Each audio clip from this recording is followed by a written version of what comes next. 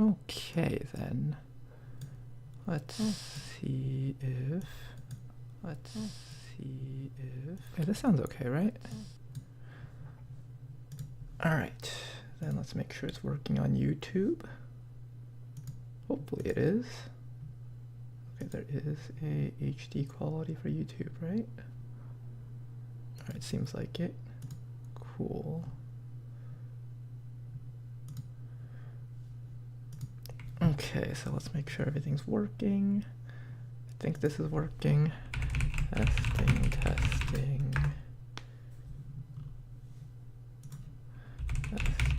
Testing. How's it going, Kashinha? Rare Commander Ronar, indeed. So, today we're gonna be playing something completely different. We have never streamed this before. I've never played this mod before. So this will be quite interesting. How's it going, Taillock? Doc Ronar, not seen you stream in possibly years. I think it's at least been more than a year. Well, no, I did do like one stream, like a lot of months ago, but other than that, I haven't really done too much content creation for the longest time, so we're here. We're going to play a new campaign. This is not just a Long War of the Chosen. This is actually, this is Long War of the Chosen and the, what's it called? The Mod Jam pack, so hopefully audio's okay. I haven't touched my microphone settings in so long, I don't know if anything's working or not, so hopefully it is. We're just going to be playing on standard stuff. I think we're going to start at Reaper HQ this time. I think that is a very strong start, and I think that'll be fun to play around with. And we'll start without Iron Man. Or we're going to play as if it's Iron Man, but if the game crashes, because I have like all the streaming software going, I want to make sure that our save file doesn't get deleted or something. Thank you very much, Toki. And welcome, first-time chatters. We're in. But I don't know for how long. You seeing this? Way too much security, even for adults. Oh man, this cutscene. That's no ordinary gene therapy. It's been so long since I've looked at this cutscene. Telling the truth. Or they're leading us into a trap. A really obvious trap. The most important question is, do we still have Cyndaquil headgear? We do, Taillock, we do. Outrider, this is Central. Go. Oh shit, Reapers and their one-tile detection range! Literally cannot even tell the Reapers running right behind them. Lore accurate, gameplay accurate cutscenes, that's how you know this is a quality cutscene. What the fuck is a Ronar? How's it going, Silver Millsy?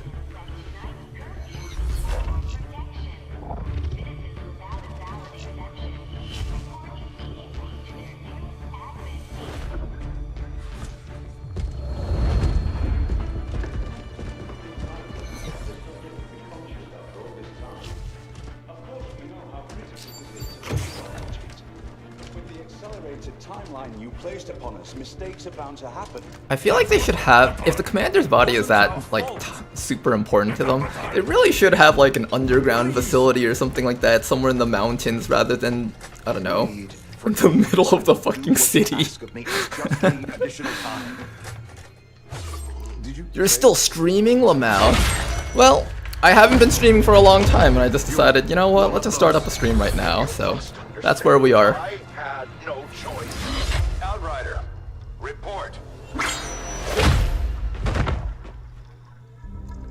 Good night to that guy.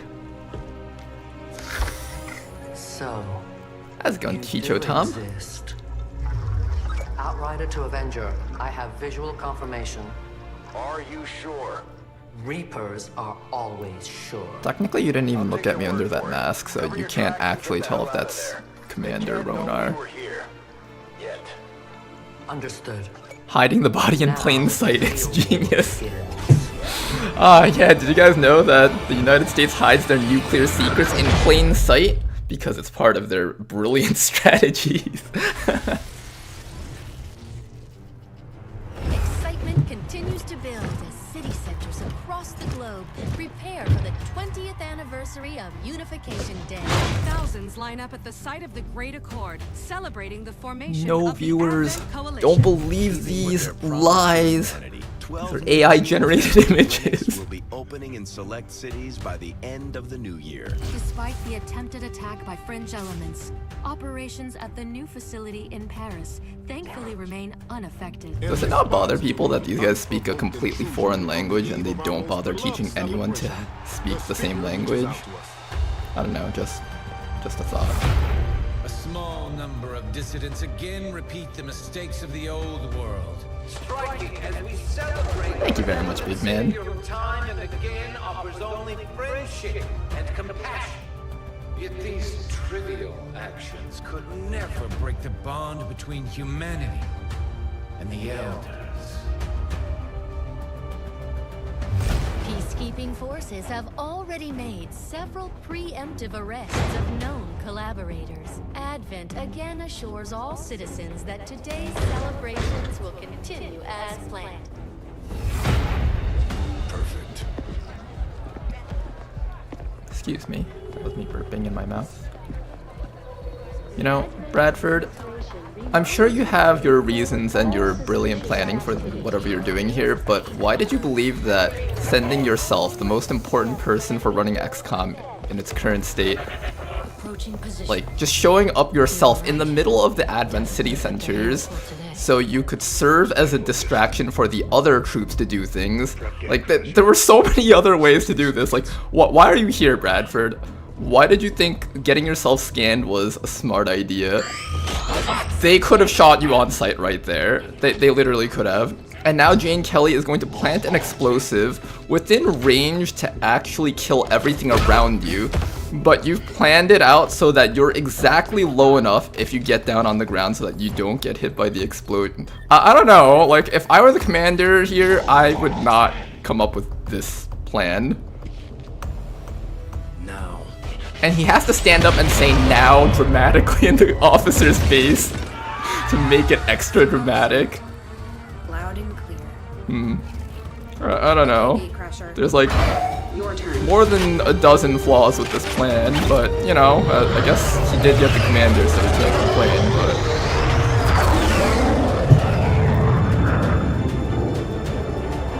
but... Nah, you don't know the tactical brilliance of Bradford. Let me move my phone to the side. Take a sip of water before we begin.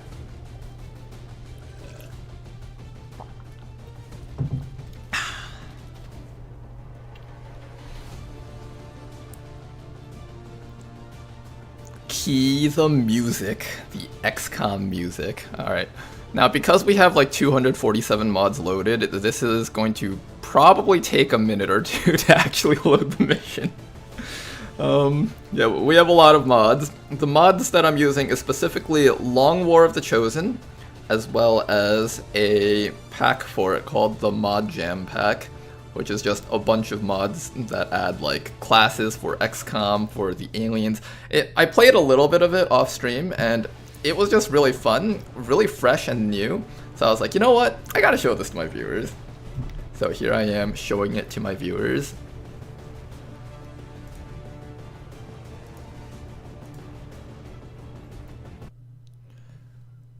Every single mod ever created is loading.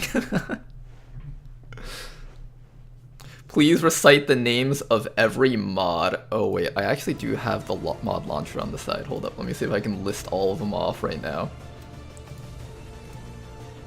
Okay, let me see if I can get all of these up going.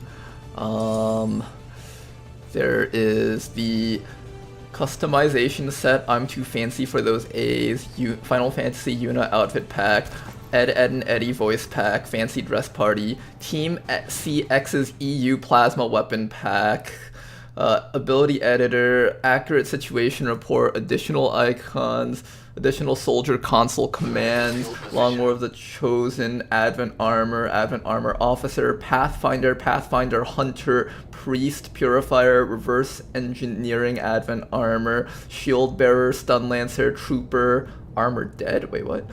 Advent Medic, Military Assault Mech, Advent PsyOps, Alien Hunters Armor Customization, Alien Hunters Community Highlander, Avenger Dejanker, Bayonets by Iridar, Berserker Revamped, Better Cost Strings, Bio Division 2.0, B-Stars Perk Pack, Carry Unit Fix, Celatid Alien, Choose My Class, Choose Your Aliens, Combined Workshop and Laboratory, Community Promotion Screen, Configurable Immunities, Corrosive Rounds, Custodian Pack, Detailed Soldier Lists Redux, Disposable Rocket Launchers 4.0, Dual Wielded Pistols 2.0. Alright, there's a lot of them.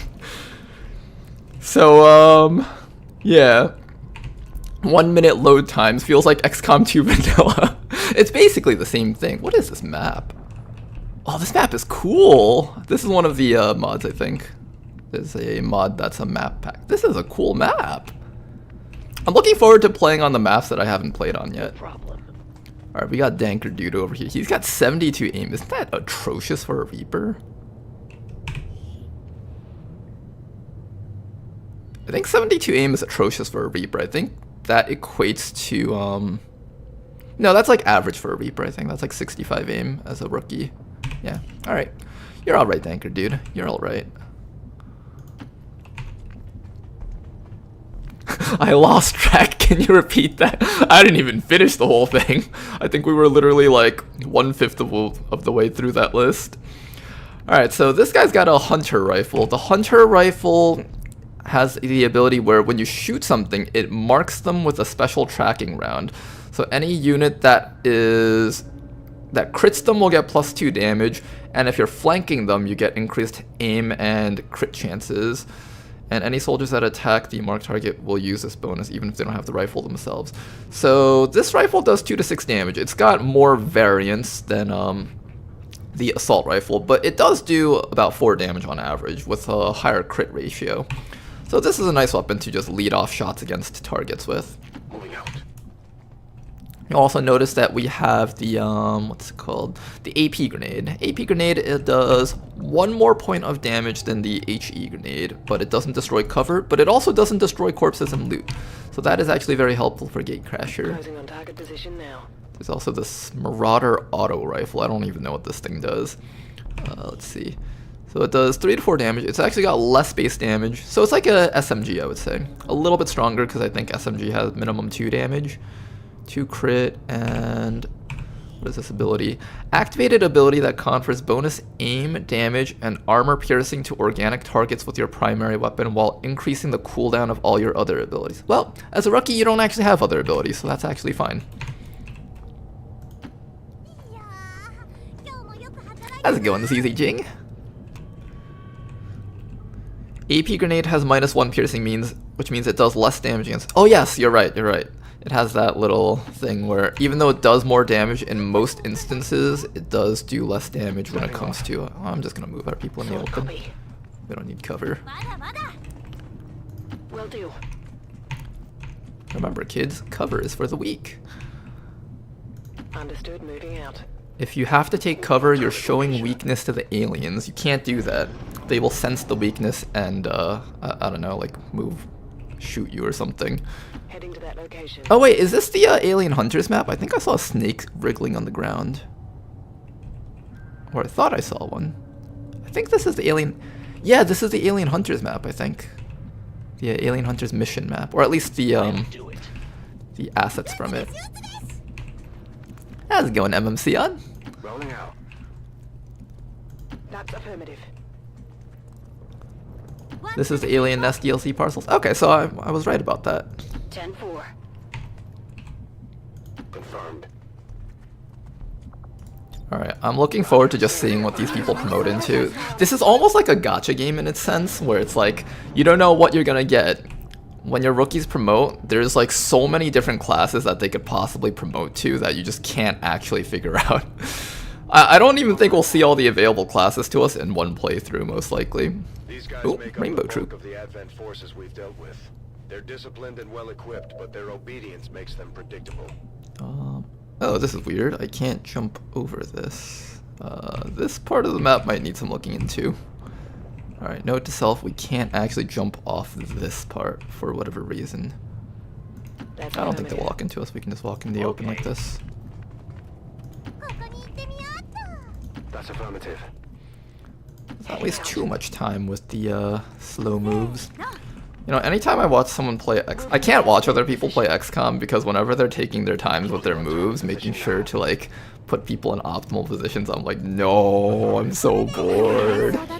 My little ADHD brain can't take a few extra seconds of careful movement. Orders confirmed on the move. Oh, there they are. Hi, Advent. Okay.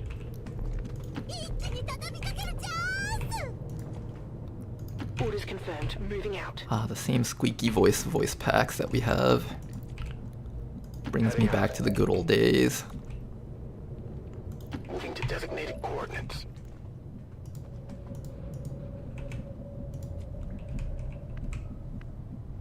Moving to designated coordinates. MMCon's like, other people play XCOM? Never would have guessed.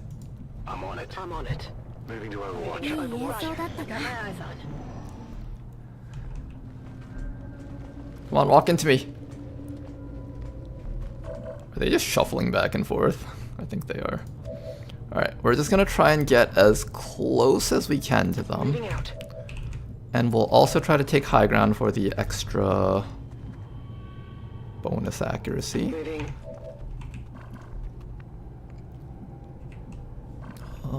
Can we get like a little bit closer with Danker? Okay. It's not easy getting close to these guys. How did you get up there? Oh, you had an SMG. That makes more sense. Okay. Headed there now. Oh yeah, Jane Kelly's in this. Moving out. She even comes with a sword and a shotgun, the two strongest weapons in basic. Eyes on the front. It's weird saying vanilla Long War because Long War in itself is a mod, so it's weird like calling it a vanilla thing, but I guess that's what it actually is. I really want Advent to detect me, but I can't actually get them to walk into me, unfortunately. But I really don't want to be the one to be the first person to shoot, because that expends all my actions, and I want that free round. Oh, come on!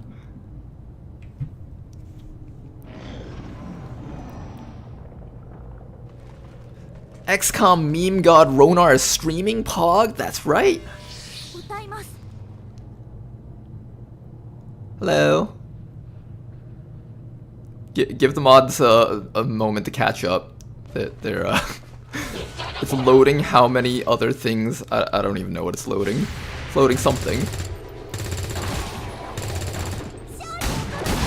Ooh, nice shot. I like the animation for the hunter rifle because it takes like 3 shots even though it's like a 1 ammo shot. I very rarely feel true joy, but it makes me positively ecstatic to know that he's dead. Alright, calm down there, Danker dude. Moving to position. Let's pick up the loot. Target asset located. Oh, you know what I should have done?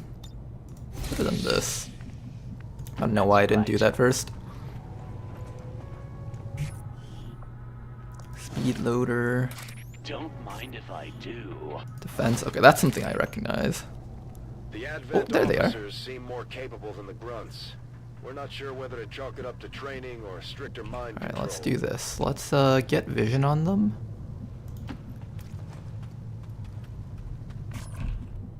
Okay, so we see at least one of them.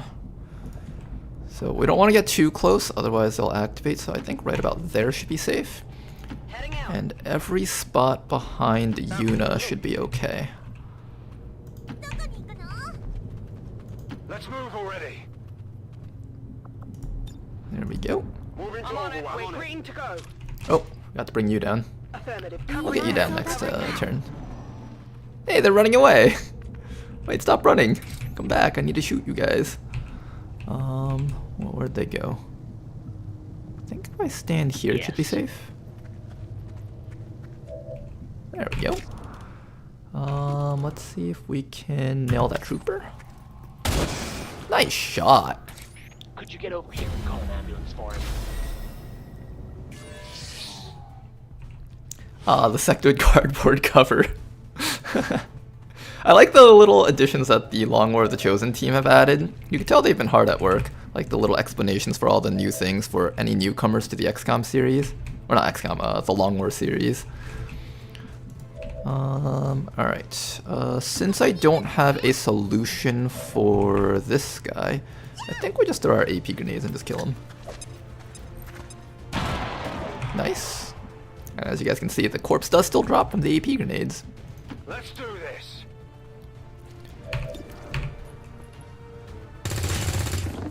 Alright, and now we are going to slowly and painfully gun down that Advent drone 1 damage at a time. Maybe less depending on the quality of the soldier shooting. Or we could just use an HE grenade. Should have done this first so I don't guarantee a kill on it. Good. I was hoping we didn't roll 5 damage and lose a drone wreck. Unit's got pretty good accuracy for a rookie. You guys can see the little hunter rifle mark on it now. It's pretty cool. Slap you down right back here, I guess. Canoodler should actually reload. These things don't actually have a lot of ammo. It's killing time. On your order. The game just debated me into clicking weirdly. Ah, shit. Alright.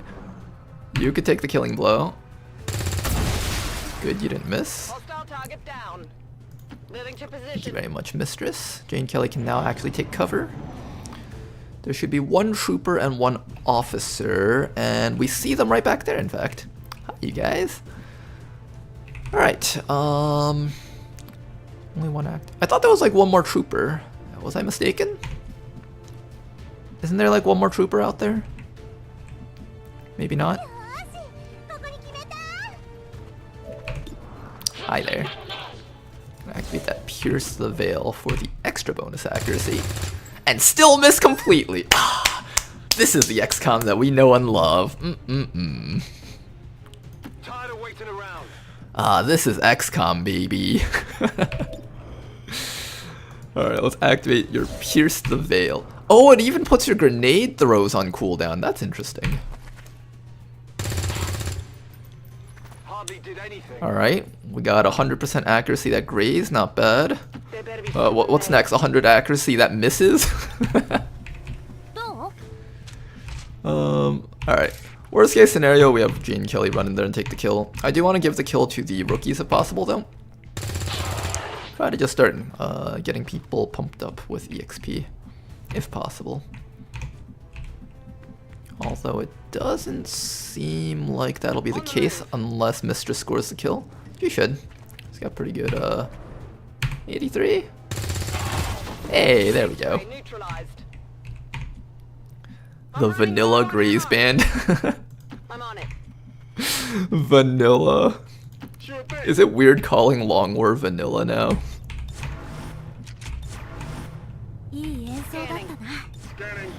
Alright, everyone Overwatch, wait for the last pod to show up. If it doesn't, then good. One issue that what is this? Enhanced Advent Weapon Crate Standard. I don't know what half the stuff does. One mistake that the Advent officer made was standing against here. I'm assuming these 4 tiles of full cover follow the same bugged principles of normal full cover, where only this and this tile are counted as safe, and these 2 in the middle are counted as bugged. Just gonna have everyone reload in Overwatch. 1 more round. On Overwatch. Reloaded. Moving to Overwatch. Scanning. You killed with the Reaper to start the pod. Oh, that's where the other trooper went. You're right. You are correct. Alright, this is a pretty cool map, honestly. If I were to try and find enemies with the Reaper, I would assume running up there would find something. It's kind of like in the middle of the map on an elevated position. There they are. Frosted Droid. First encountered during the invasion. Their genetic structure now includes human DNA. They are stronger. Alright, we don't need cover, we just need Overwatch. Yellow alert. They can't yellow alert you if you shoot them in the face first. On the move. On your order.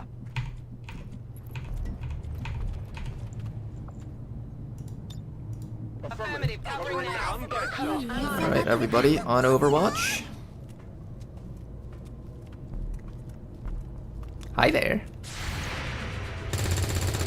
Oh, nice shot. Good clean 4 damage. Apple taking more shots. Come on, you guys. He just shot sideways. And thank you very much for the sub, Bobo. How's it going? Welcome back.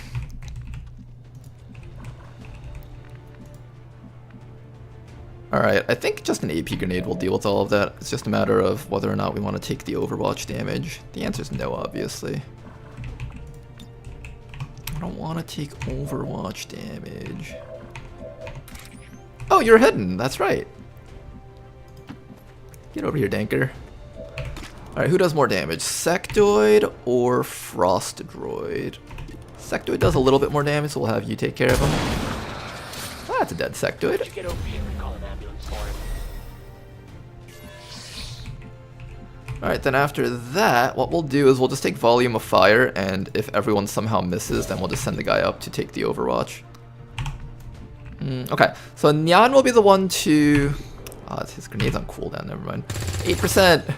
I'll get him next time. I'm never lucky. Nice try, Nyan. It's all good.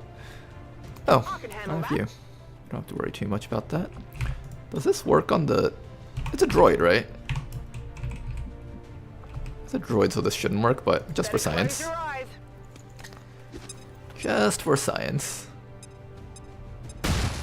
Okay, so naturally that would not have worked. Just want to get vision on this guy. Alright, Yuna. Nice try. We do mark him with a thingy, I think. Because that is a hunter rifle, right?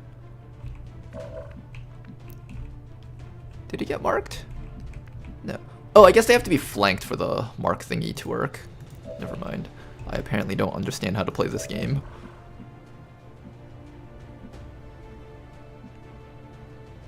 I don't want to take damage, but I might have to take damage. This is the worst day of my life. Alright, Apple has a lot of HP, so she can afford to take it. What's this? Chilled? Chilled? Total 0.75 mobility, 0.5 dodge, ends in 2 player turns. Huh. Interesting. We'll just take the shots that we can. Jane Kelly can't do anything either? What is this game? Let me do something, please. Alright, we have an AP grenade. Alright, are we gonna finally get to do something? Kill him. Kill him. Yeah. Nice job, Dick Noodler. And that is a good first mission. Mark only applies when it hits. Oh, that's how it works. Okay. I have to actually hit things. Holy moly, back when horse heads were a thing. You think they're not a thing anymore? Oh, wait till you see our entire character pool. Still got it. Never doubted. That's right, we still got it.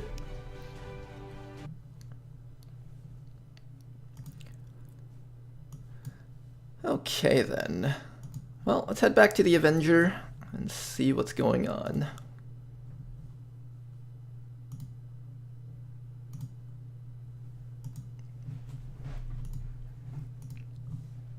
Slain by XCOM dissidents. If the character pool isn't filled with just holy monster who was just naked with a horse head, I'll be disappointed. I've like emptied and repopulated my character pool so many times, I don't actually know what's in there anymore, so if you guys don't see yourselves in the starting roster, feel free to ask for soldiers. Alright, we got ourselves an Elerium core, speed loader, reload automatically when dashing. Oh, that's kind of cool. That's probably good for like assaults maybe? Advent weapon crate standard, enhanced advent weapon crate. Okay, let's read these things. I see meld. I know, right? When I saw that, I was like, wait a second. Is this XCOM 1 all over again? A crate with sophisticated security features, which no doubt contains something valuable. With a proper place to work on it, some time and enough scientists and engineers, and some resources to counterfeit a key, I believe we can safely open the crate without triggering any of its failsafes. According to the black market vendor, these don't have value to anyone but collectors due to their difficulty in opening, and don't sell for much. Okay. Okay, so the description is the same between the enhanced and the basic ones. Alloys, supplies, we got some meld, trooper corpses, the usual stuff, along with some things we haven't seen before. Well, let's read meld. A lump of meld in a crystallized inert state. This mysterious alien substance is a suspension made up of billions of cybernetic nanomachines. These nanites are each made of organic and mechanical components. It is designed to combine different organic materials with one another, or to interface. Do you guys remember that? I think those lines were taken from the exact cutscene from XCOM 1. And mechanical elements. Advent forces appear to be instructed to recover samples whenever they find any. Our first sample was used. Why is Advent recovering samples of this if the aliens produce this? That part of the lore doesn't make too much sense to me. But, cool.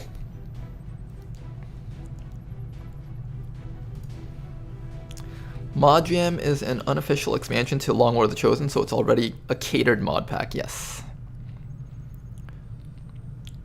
So yeah, basically, Bobo, what I did was, I learned that there was a thing called Mod Jam. Someone on the Long War the Chosen Discord pointed that out to me, so I was like, alright, we'll look at it. And I looked at Mod Jam, and there was also a Mod Jam Plus pack. And this is made by people who, you could tell, really love the game. And I feel like there was a lot of love put into all of this stuff. Impressive, isn't it? It's okay, we don't need to watch Tygan's cutscenes. Does anyone really care about Tygan's cutscenes? Resistance communications, I guess we start with that. Oh wait, I think we do this first. Activate recovered Shiv unit. Do you guys remember Shivs? From XCOM 1? We don't care about that guy. Do we care about watching Lily's cutscene? Alright, well, we'll watch Lily's cutscene. Okay. Reworked your repulsors with some of the parts I salvaged from their old engine. Should fix that stabilization problem you had. Come on, Rover. It'll work. Commander! They're just yapping insta-skip. Yeah, I feel like most of them are insta-skips. Lily Shen, Chief Engineer. I'll let this one slide because this is like the original Shen.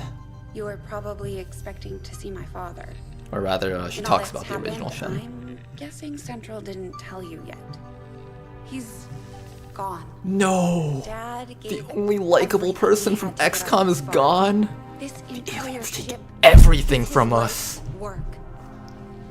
I know he would have loved to show you around the place himself. He used to talk about you a lot.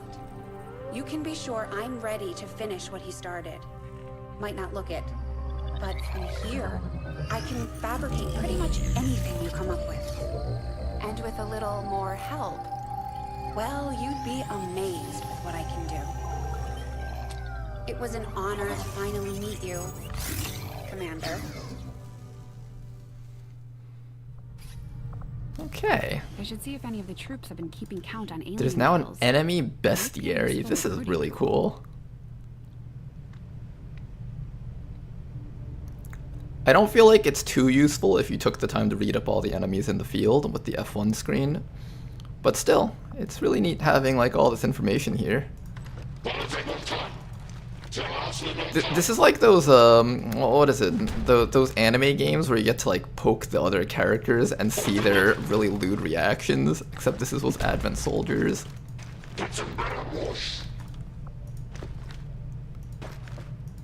Oh, look at that lewd, damage.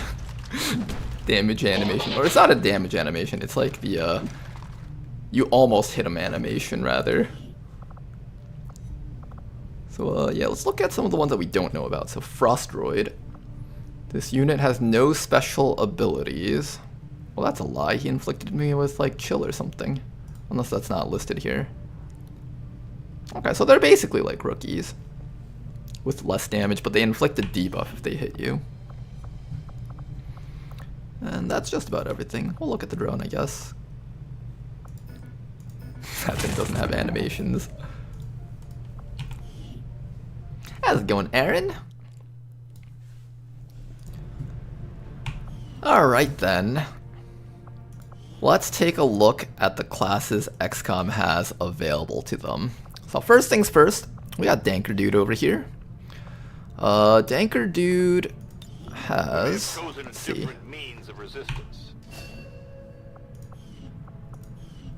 Alright, so we have the classic XCOM perk tree, along with the actual Reaper tree. Everything has been rearranged as far as I know, including the vanilla classes, so Reapers are slightly different now. They've got like the, I don't know why you would ever take total combat, because wouldn't you always take like something relevant to either knives or shooting? I feel like that's how it should be. From playing a little bit of base Long War of the Chosen, I know Banish is OP as hell, and I'm assuming it's still OP as hell.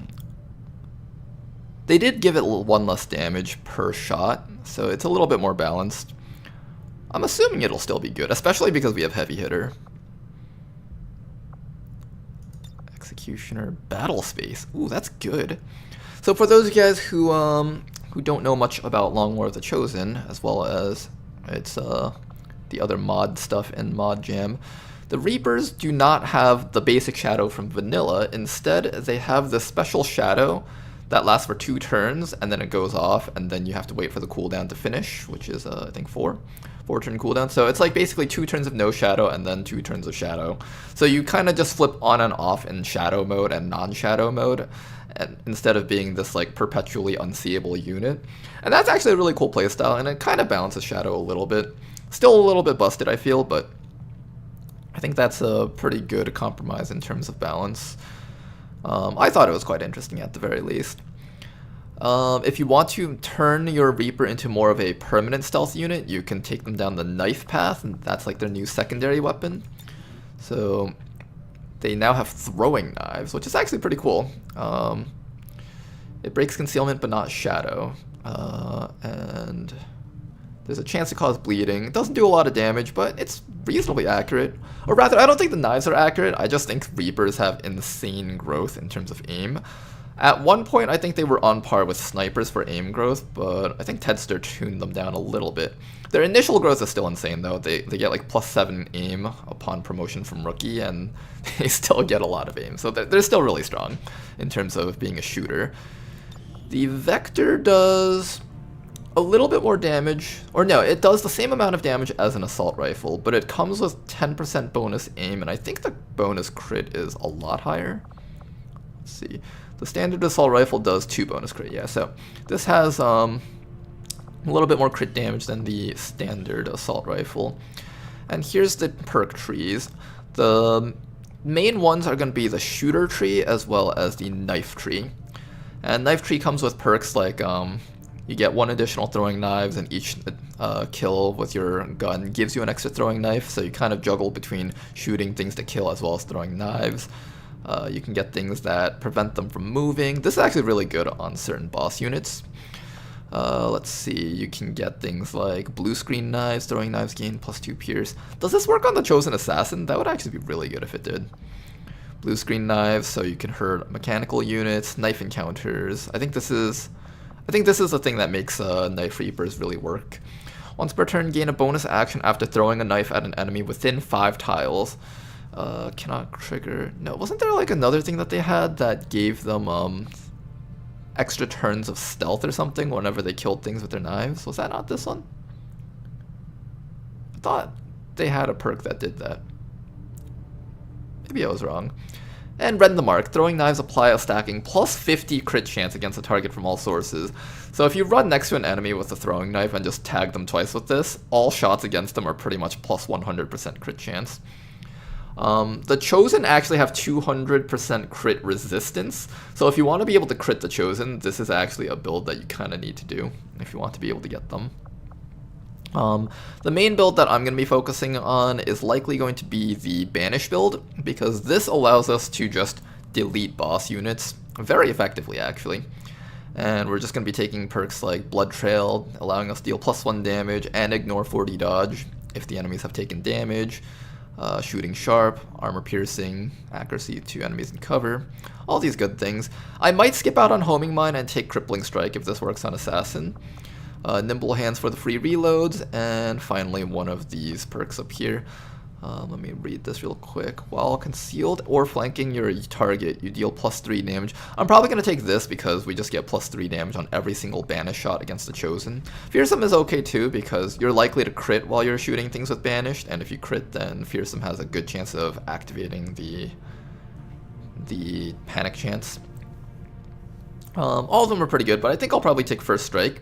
And if you guys didn't notice, there's this nice quality of life thing where you get to mark the things that you want to take. And it even shows like a number order, although I don't really care too much about number order. We'll probably do something like this. This is actually a really cool perk also. This is another perk that was added in Long War of the Chosen. Grants 25% crit chance, and when shooting a flank target in shadow, the critical damage bonus of your weapon is doubled. So this soldier suddenly becomes like some sort of a stealth killer type unit thing. It's actually really neat. I like this a lot. But I like Banish. Silent Killer, it's between Crippling Strike and Homing Mine, maybe Ghost Grenade. I'm thinking Crippling Strike, assuming this works on Assassin, or maybe Berserker Queen or something. Probably take Shooting Sharp and Blood Trail, and that'll just be our set of perks.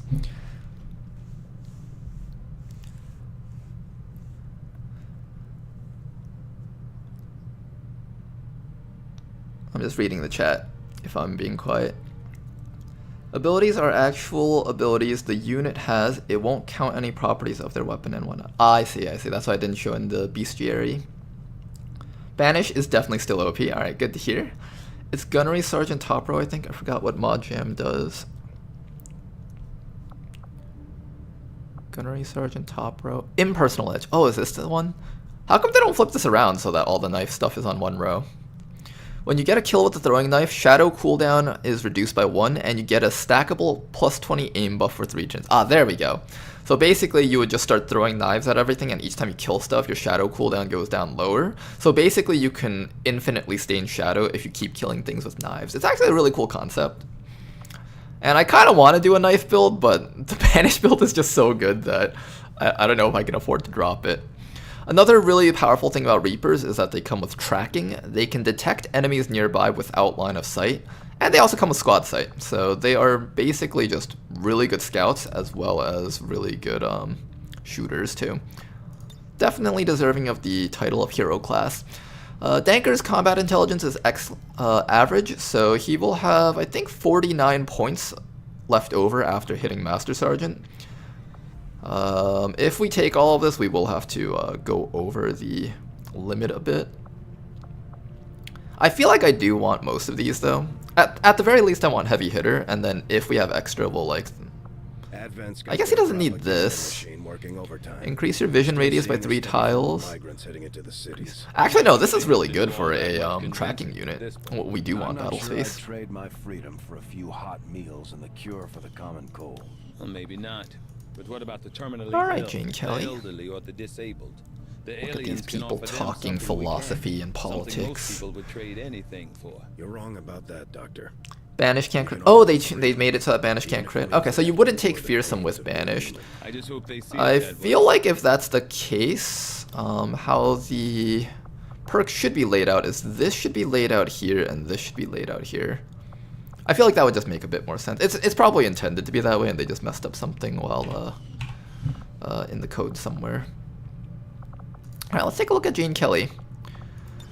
The Crasher class. The Crasher specializes in taking on multiple opponents at close range. They're equally adept at rushing an enemy position or being the rear guard as the squad moves to evac. Shotgun and sword. Very strong combo. Sting grenades. Flesh. Lightning slash. Attack an enemy within blue range with your sword. This attack does... You're telling me I get to cut something and cut it again or shoot them with a shotgun? Dang, that's strong. Alright, so from looking at this right here, this looks like the assault tree where you have like Street Sweeper and Trench Gun, as well as Slugshot actually. Devastation, quite interesting. Butcher's a new perk. I saw this on quite a few other classes actually. Increases damage against organic targets by 30%. That's pretty strong. Fade. Gain concealment that is broken if you move. Only works in full cover. This might be like an okay, I don't know. This sounds like very not interesting on this build.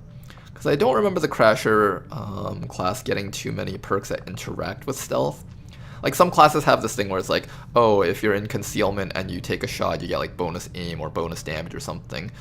The Crasher doesn't exactly get that, so I don't know why this is Master Sergeant, besides the fact that they forgot to, they couldn't come up with anything else to put in there. Cool under pressure. Ooh. Do you get Close Combat Specialist? You get Blade Storm. Breach, Aggression. Aggression plus cool under pressure. Wait, this is actually really neat. Quite interesting, quite interesting. Formidable. Parkour. Oh, this is a really cool new perk. In the XCOM tree, some units can get really cool perks like Parkour. Being able to climb up walls is actually very good for shotgun and sword-based units. So this is something that we might pick up for Jane Kelly. She's got very high combat intelligence. I think that's like equivalent of like 60 points-ish of combat intelligence. So we can actually get quite a bit of stuff on her. I'm thinking we'll do something like Cool Under Pressure, Bandolier. That's actually kind of nice. You can think of this as being able to equip an ammo without losing a point of mobility. So it's like +1 mobility if you choose to put ammo on. Probably do something like Lock and Load, because I'm assuming she'll kill things with her shotgun and Parkour. And that should be about enough for a very intelligent kind of unit.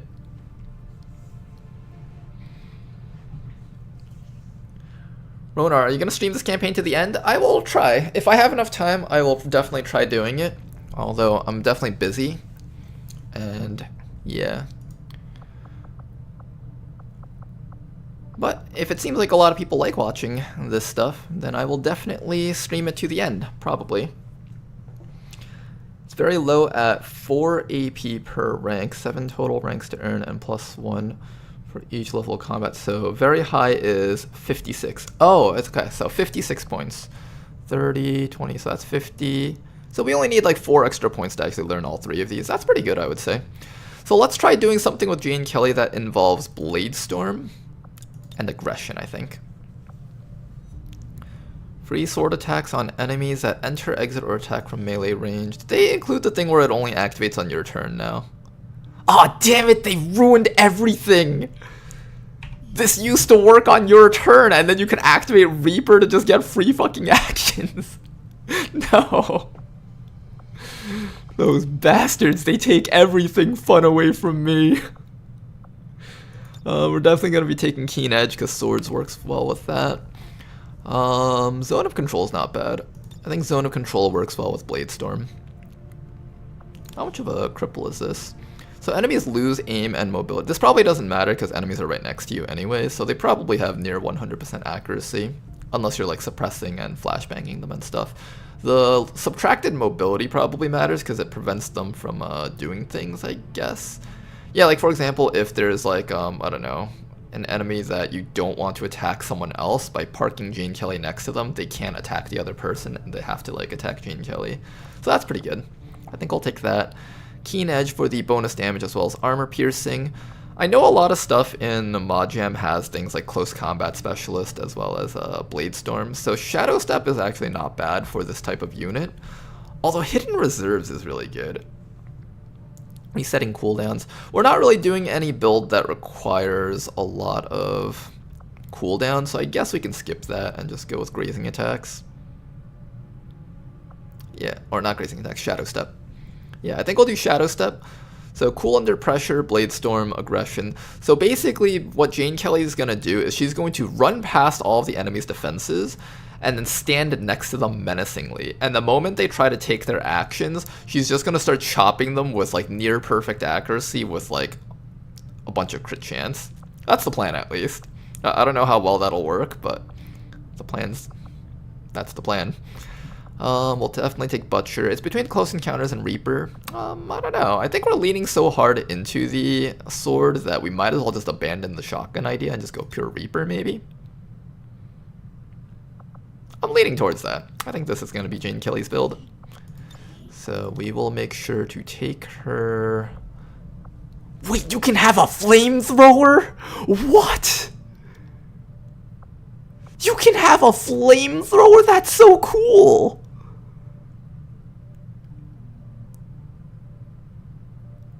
I'm gonna have to play around with this at some point.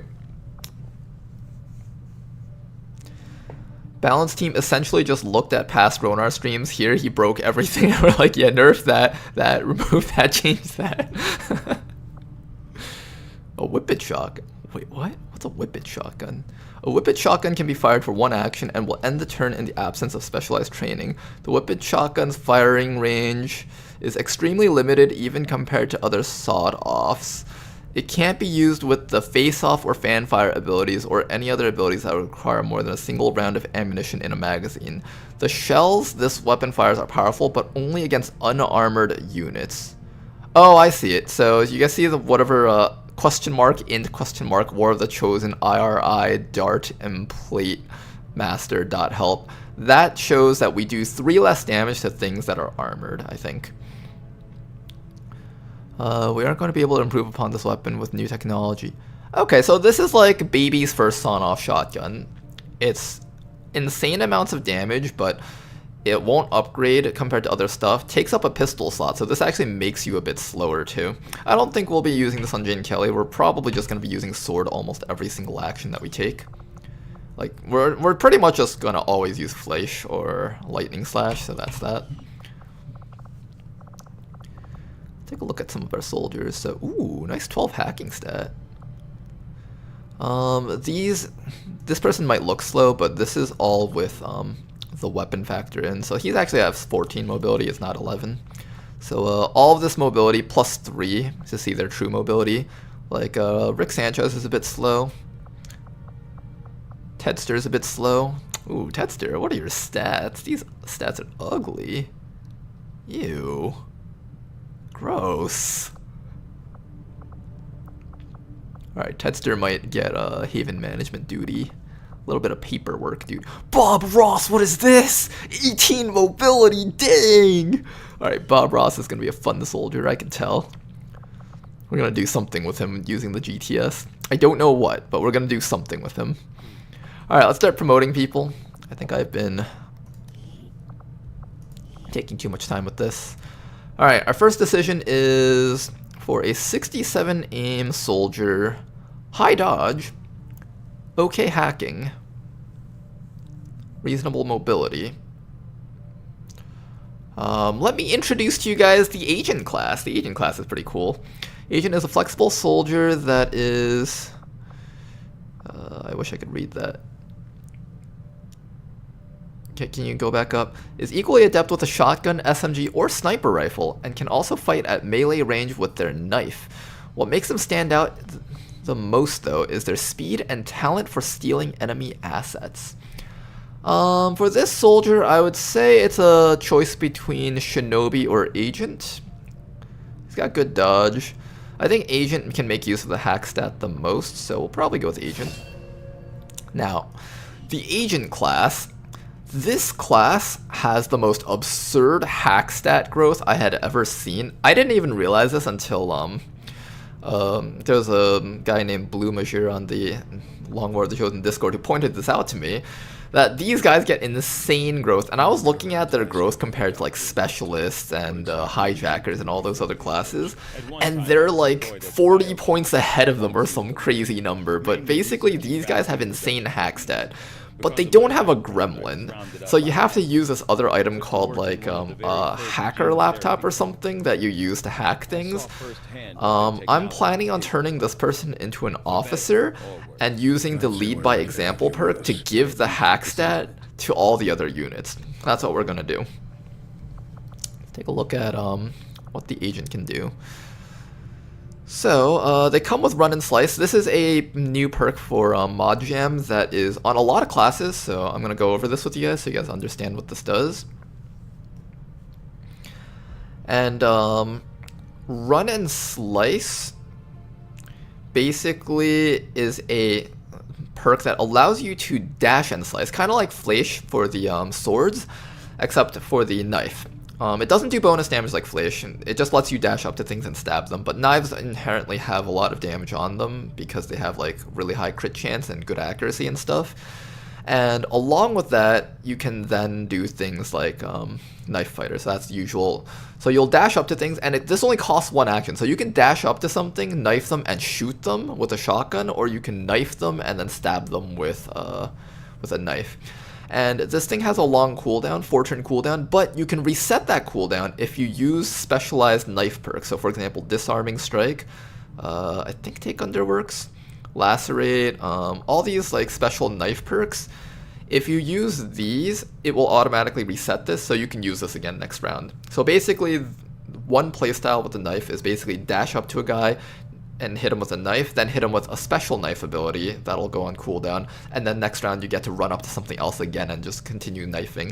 And basically they're kind of like a pseudo shinobi, like a pseudo sword shinobi, except with like little bonus effects on their stabs, which can be kind of cool. Like Disarming Strike makes them lose all their ammo, Lacerate makes them bleed, and Hamstring, this one's really good actually, makes them have permanent -7 movement and -30 aim. If you have 3 of these guys and you just run up to a sectopod and stab it 3 times, it will actually have 0 accuracy, and you could just ignore it for the rest of the mission. It's actually really neat.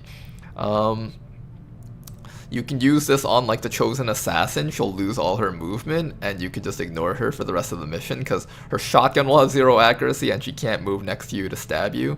She can still use Harbor Wave, so you might want to take care of her eventually, but if there's other more threatening things on the map, you can just hamstring her a bunch of times and then just like back off. So that's pretty neat. This class gets 3 branches: the Heist, None Live Forever, and Cloak and Dagger. I think this middle one is for shooter builds. This one's actually not bad. I haven't actually done too much with shooter agents yet, but looking at this, it's not bad. So let's read through some of their perks. The first perk is Perfect Plan. This is a perk that I think a couple other classes get actually. If you are revealed from stealth by your own action, you get an extra action. Also, if you have the ability to parkour, so you can climb walls without ladders, and you negate the penalties of failed hacks. I don't know how many failed hacks will actually affect you too much besides that one mission type that requires you to unlock a door to rescue a person without failing the hack. I don't know if there's any other reason that this would that you would need that. But other than that though, you would mostly take this, I think, to get the climb walls and the free action from getting revealed. This is actually really good on certain classes that enter and exit stealth repeatedly. One combo you can do with the agent is Shadow Melt. Shadow Melt's a really, really good perk. So strike an enemy with the knife. So this is one of those stand next to them and stab them for 1 action perks. And if you kill the target, you enter Concealment. It also resets Run and Slice and has a 3-turn cooldown. So basically you can just like reveal from stealth and just stab them 3 times with Perfect Plan basically, and then just get your stealth back, and then just wait until it's back off of cooldown, and then use them for scouting in between, and use them as an officer. It's a really, really strong perk, and that is exactly what I'm going to be taking on this guy. I'm thinking what I'm going to do is probably do a stealth build with Canoodler. Free action, stab an adjacent foe with your blade. Lightning reflexes. It's between these two. I think we'll do lightning reflexes. That way enemies with close combat specialist can't actually shoot you. Then after that, conceal is really good. Concentration, lacerate, combatives. I'm not actually sure between all 3 of these. They all seem good. Like combatives is really good. The Chosen actually have a lot of dodge, so having this is actually incredibly powerful. Just like deleting the Graze Band completely is so good. Let me re-chat a bit. Hey Danker dude, how's it going? Long story short, I'm in Mexico at the moment, and I tried rendering the VOD 2 hours before my flight. It didn't work. All good, all good. Agent's thing is just hacking objectives to gain rewards. They don't have Haywire. Yeah, they don't have Haywire. So the only way their hack stat is actually used to help with hacking enemy units is as an officer with lead by example. And that's exactly what I'm going to do with them, so that should be kind of neat. I guess I'll take Lacerate to go with the Run and Slice perks. Probably take Phantom over Take Under. An attack with your melee weapon that always hits and doesn't end turn can only be used against wounded targets on 3 or less health. Does not refresh the cooldown of Run and Slice. This is okay, but I feel like this thing falls off really hard as you get towards the end of the game, where things just have so much HP that they're rarely at 3 HP and under. So we're just going to probably skip that and take Phantom. And then finally it's Disarming Strike, License to Kill, or Perfect Plan. Let me read this. Gain the Squad Sight and Compensation abilities when equipping a Sniper Rifle, the Maim ability when equipping a Shotgun, or the Walk Fire ability when equipping an SMG. I feel like if you're equipping an SMG, it's mostly to play with a knife, and you would never want to take this. But, Shotgun is okay. Compensation will refund the soldier a standard action point when they use 2 points to fire their sniper rifle. Only standard shots count for this perk. Okay. One build that you can do with agents that's really cool is you can use Run and Slice to get next to an enemy with a shotgun, and then just kill them with Deadeye. That basically allows you to turn this person into an assault with a run and gun, except you also get to reset your run and gun with knife skills if needed. Perfect Plan helps with that a lot too. In terms of what I'll do with you, I'm not really quite sure if I want Disarming Strike or Perfect Plan. I think I'll try out Perfect Plan just to see how it works with a stealth build. Then let's look at your combat intelligence stuff. Low combat intelligence probably means he can learn like one thing only, unfortunately. Steadfast isn't bad. Free action, gain 2 mobility, and ignore reaction fire for the rest of combat. That's not bad either. I think we could do something like this. With low combat intelligence, we can definitely learn 25 AP's worth of stuff. And then what we can do is, instead of taking Lightning Reflexes, now we can take Lightning Fang, because we have Dedication, which allows us to ignore enemy reaction fire. So no longer need that. I think that will be Canoodler's build. Alright guys, first soldier finally done. Just 5 more to go before we can actually play the game. Alright, next soldier. 16 mobility, slightly below average aim, but above average mobility. That's pretty solid. Low will, average health, average dodge. Scrapper, another agent. I do know I want multiple agents, so I might turn you into another agent. I'm not sure. Well, you got 12 hack. Might have to do another agent out of you. I think we'll do a second agent. Let's think. We could do the same thing. Let's see, what do you have? Your average. I think you have slightly higher mobility than the other person. We'll turn the one that has higher mobility into the stealth person. So Mistress KB actually has higher mobility, so we're actually going to turn Mistress KB into our stealth unit, I think. So, something like this maybe, that and that. Whirlwind. Gain a movement action when you hit an enemy with a melee attack. Stiletto, Breach, Trench Gun, Tracking. Ooh, that's good for a stealth. Alright. Wait, that's really, really good. Hold up. 15, 10. So this takes up 25 points. We probably have around 24 more points, I think. With average, it's 49 intelligence. So we have like 24 more points to spend.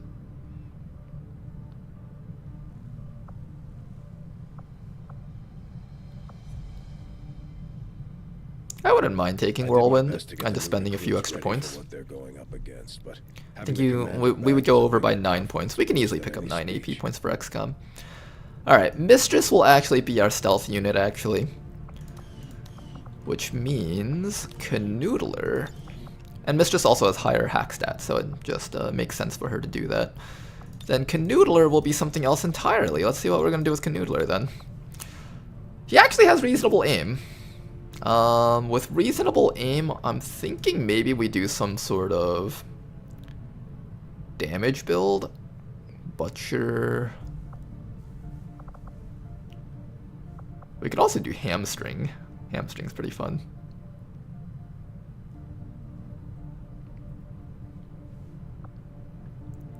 Maim when using a shotgun. Concentration. Do you have to have both actions to do this? Fire a standard shot and gain a second action restricted to several different shooting abilities or Overwatch. Double tap has a 2-turn cooldown. Like, can I knife fighter into a double tap, or does it have to be just double tap from where I am? How's it going, Elizurf? Oh my good, new XCOM 2 run with the Commander Ronar, let's go! Always pleasant to see some excitement in chat for this.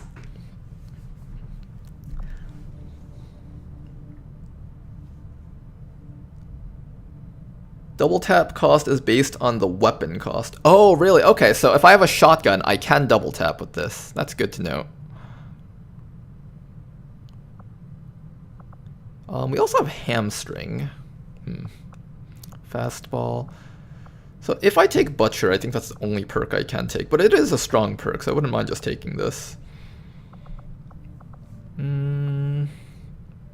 He has good enough accuracy to try using the sniper rifle if we want to do that too. We could do some sort of sniper with double tap build. I feel like the agent isn't particularly good for sniper usage though, because if you're using a sniper rifle from far away, you're basically missing out on the sword half of your perks. And normally I do like specializing with my units, but I find that with Mod Jam, the perks are so well crafted that you can actually do like builds that make use of both the secondary as well as the primary. So I want to try making use of both of them, unless like the perks over here specifically value one over the other. So I'm thinking Lightfoot is always good, just because +3 mobility is OP. Anatomy is really good too, though. Untouchable. There's some really strong perks here. Maybe I'll do something with hamstring.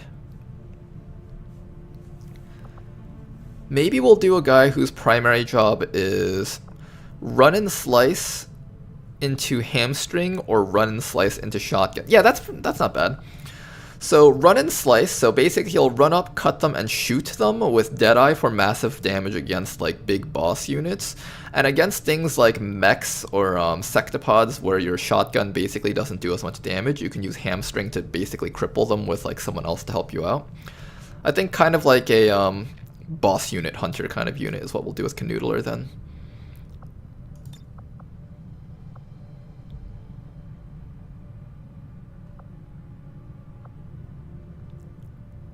Aim penalties from cover. I wonder how often you'll be shooting at things in cover with run and slice. Probably not much. Limited use items, gain a single bonus use. What would I do with you? Like, I'd have armor on you, right? Armor, mind shield. I don't think I'd be using Packmaster. Conceal's probably the best one. Give him a way to get up to enemy teams. To do stuff, perhaps. Or just get up to the objective and hack stuff. He is an agent, so it's not like Conceal is a bad perk for him. Then after that, since you'll probably be standing next to the Chosen to try and hit them very often, concentration to get past their Infighter ability. Because Chosen oftentimes have Infighter, which gives them like 40 dodge against things that are right next to them, so this is going to help a lot for getting actual damage off along with Deadeye. So I'll probably take that. We're not really going to be doing the Shadow Melt thing where we go in and out of concealment, so this actually matters a little bit less. It's between Disarming Strike and License to Kill. Maim can be good against the Chosen Assassins, so I think we're going to take that. So this is going to be your build, along with Butcher to just do a ton of damage to things. Hope you like your build, Canoodler. You will be our boss hunter. XCOM turning into the CIA.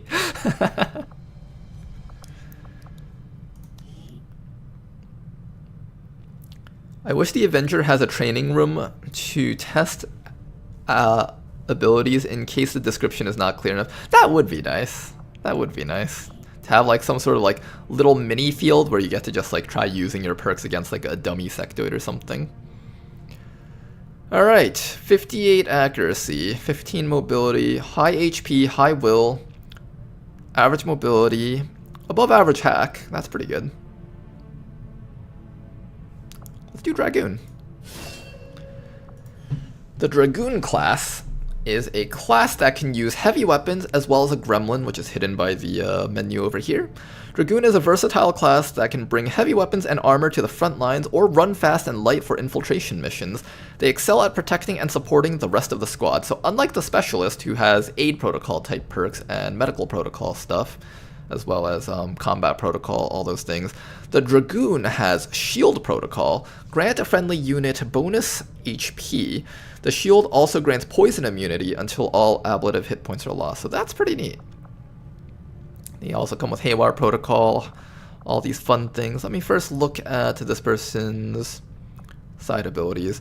Since you have low accuracy, I think anything involving shooting is off the table, so we're not going to do saturation fire. You do have high combat intelligence, so that's nice. Sends a gremlin to place a target into state. Wait. You get a psyop perk on your XCOM tree? Isn't that like really damn good? Airdrop, barrage, attack all targets in a straight line and damage or destroy cover. Cannon only. Interesting.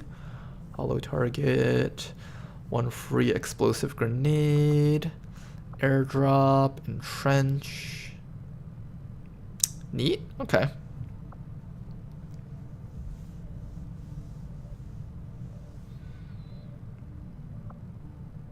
Let's see. Alright, so we have the Ghost Path, which is a bunch of hacking perks. I might do that just so we have a hacker that can work with the agent officer that I'm planning on building. Let me just read some of this other stuff. Tank. Gain additional armor points based on equipped armor. Can absorb truly ridiculous amounts of damage, especially if combined with plated vest or reinforced vest. This is actually a consideration, considering this person actually has decent health and slightly lower dodge, which means enemies will be shooting this person a lot. This is actually not a bad choice for this type of soldier. Blinding protocol, a free flashbang kind of thing. I think there's only one charge of this. I think this is charge based, right? Oh no, it's a cooldown based perk.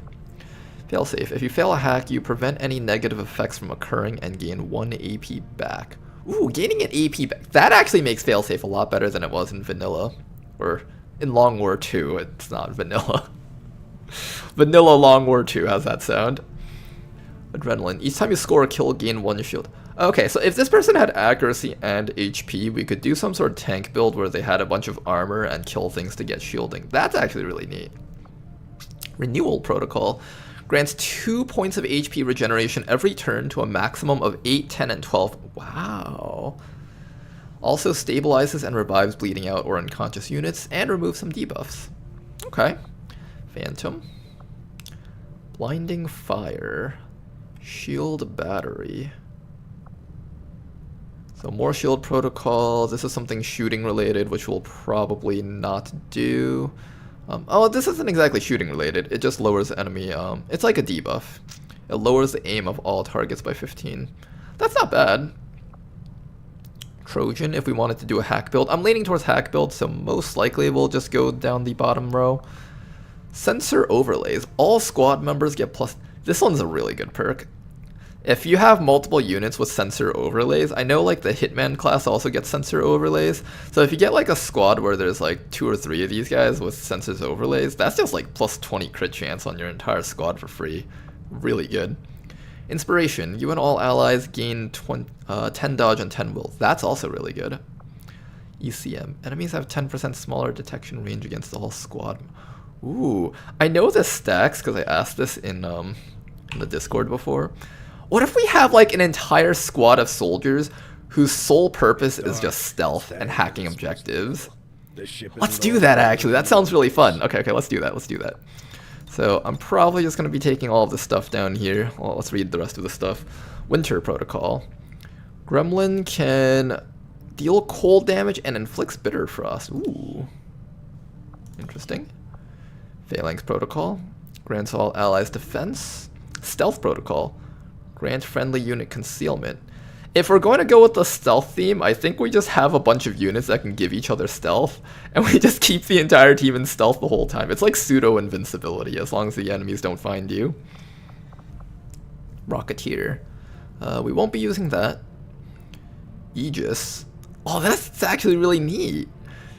I wonder if you can make like a full tank unit that can actually just absorb hits while standing out in the open with Aegis. You probably can. Puppeteer. Haywire Protocol no longer has a cooldown and doesn't end the turn. No longer has a cooldown, so basically I just get to keep trying to hack things. Oh, that's really neat. Okay, we're gonna go with that. Finally, Stasis Field. Puts the Dragoon and all nearby enemy units into stasis for 1 turn. Units in stasis cannot act and are immune to damage. Oh, so everything around you isn't... Wait, that's busted, isn't it? Like, that's like an AoE permanent CC for the entire turn. That's really good. All Gremlin abilities gain an additional charge. We're not really going down Shield Protocol, so we won't be taking that. Full Override, that's what we're taking. Alright, Apple, that is going to be your build. Ronar says that sounds really fun. My brain interprets totally broken mechanic coming up. Hey, if a mechanic that's broken isn't fun, why would I do it, right? It's gotta be fun and it's gotta be broken. Alright, next soldier coming right up. Mr. Nyan Sequitur. He's got really good aim. Let's see if we can get a shooting class for him. Ooh, we got some shooting classes right here. It's between Sharpshooter, Survivalist, and Buccaneer. Buccaneer is purely a mobility-based class, so we are not going to be going after that. So it's between Sharpshooter and Survivalist. Which one would I prefer showcasing? Sharpshooter did receive some changes. Survivalist is basically a different type of Sharpshooter. This is kind of like a single target removal type unit. It says neutralize multiple targets. I feel like that's a lie. I feel like it's more of a single target removal type unit. Maybe I'll showcase this one just because I should probably showcase the new stuff, right? I feel like Sharpshooter's slightly better though. I'm gonna go Sharpshooter with him. Well, let's see what everyone else gets. What other soldiers do we got? We have another 71 aim soldier, Yuna, over here. Buccaneer, Shinobi, Stormtrooper. I don't like the Stormtrooper class very much, so I'm probably going to skip that one for now. I might do some sort of shooting Shinobi class with Yuna. Maybe that's what I'll do. Okay, so Yuna will become a Shinobi. And Scott will become...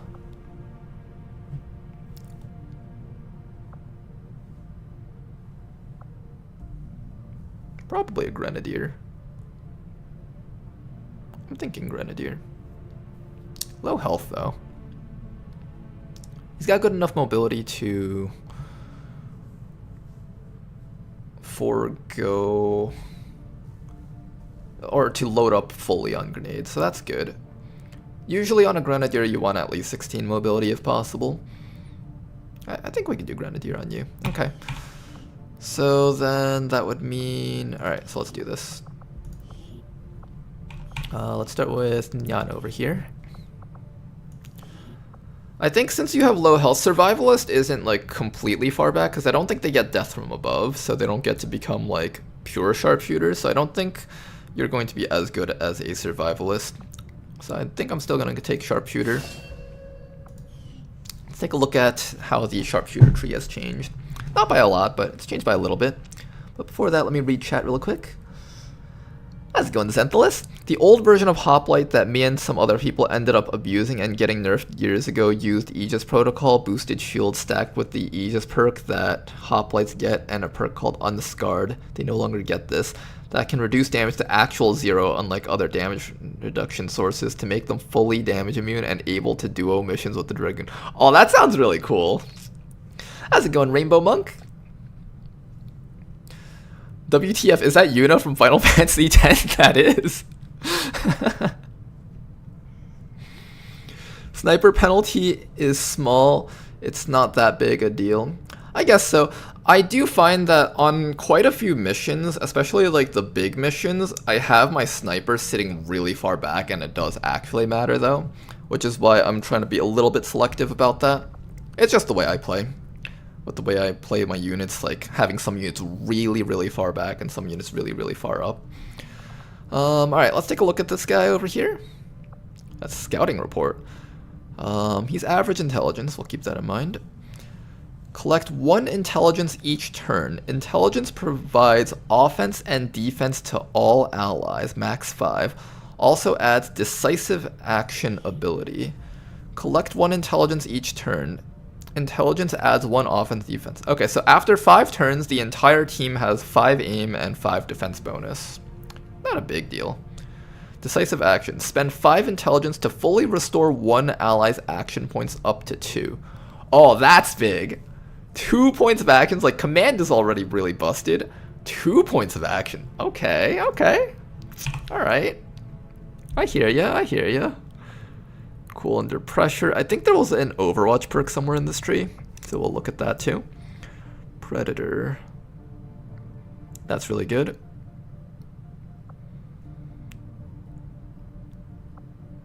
Ambush. Take a reaction shot against any enemy that moves or attacks within a cone of fire. There is no limit to the amount of ambush shots a sharpshooter can make outside of ammo count. Ambush is best used while the entire squad is concealed to start combat on... Wait, what's the difference between this and Killzone? Does anyone know what the difference between this and Killzone is?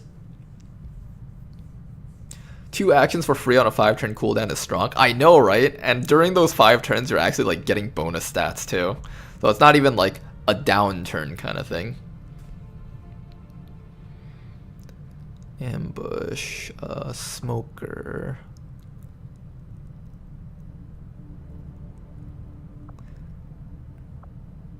Maim. Okay.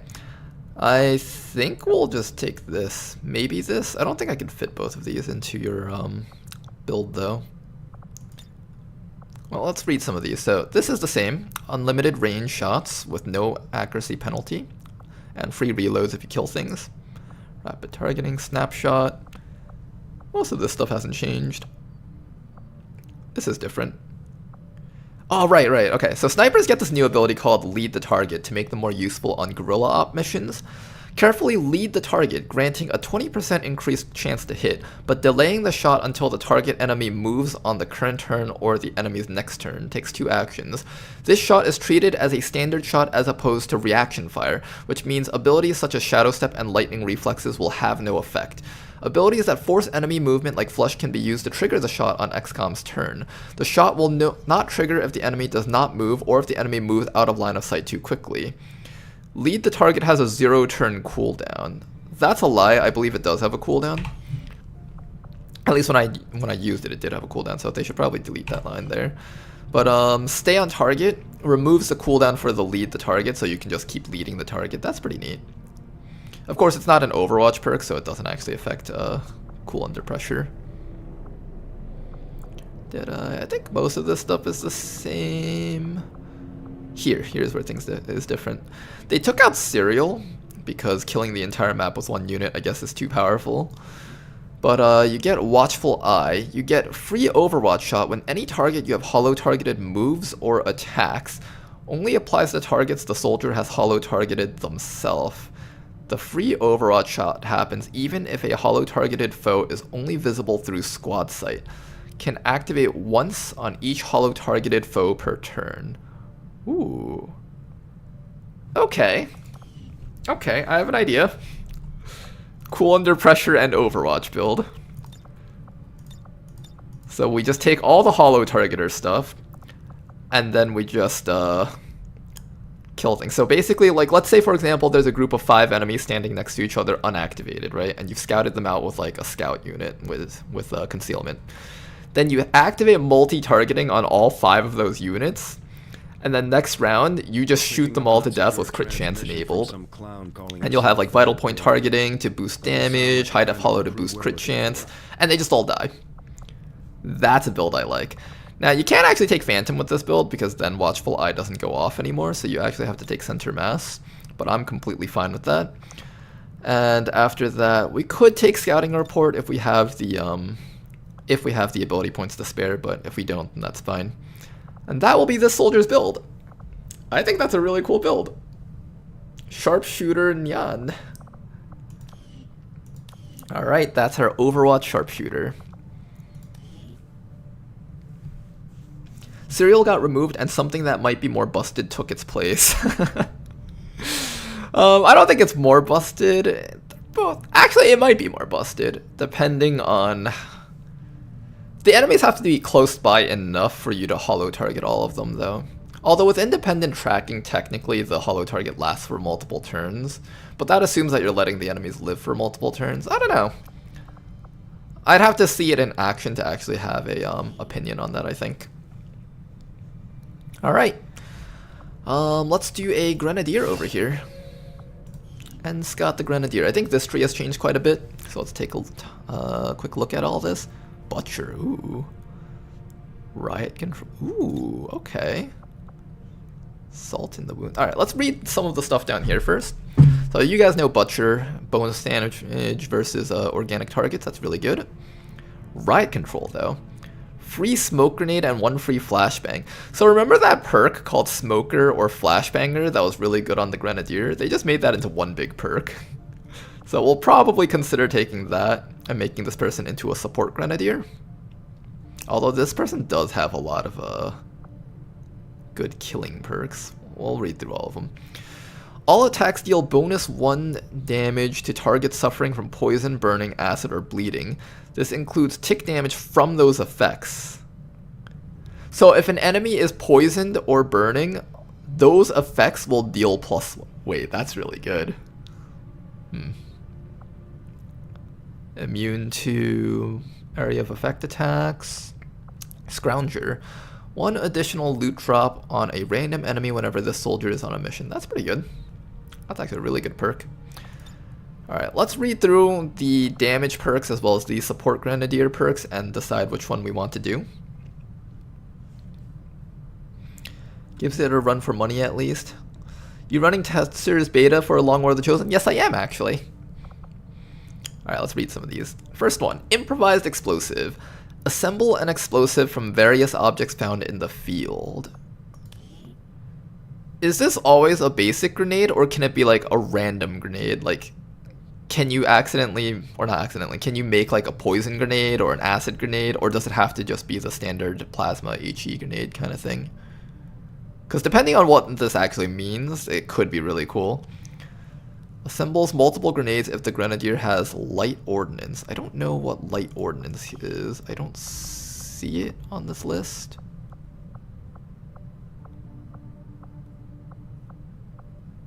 No, we don't have a light ordnance.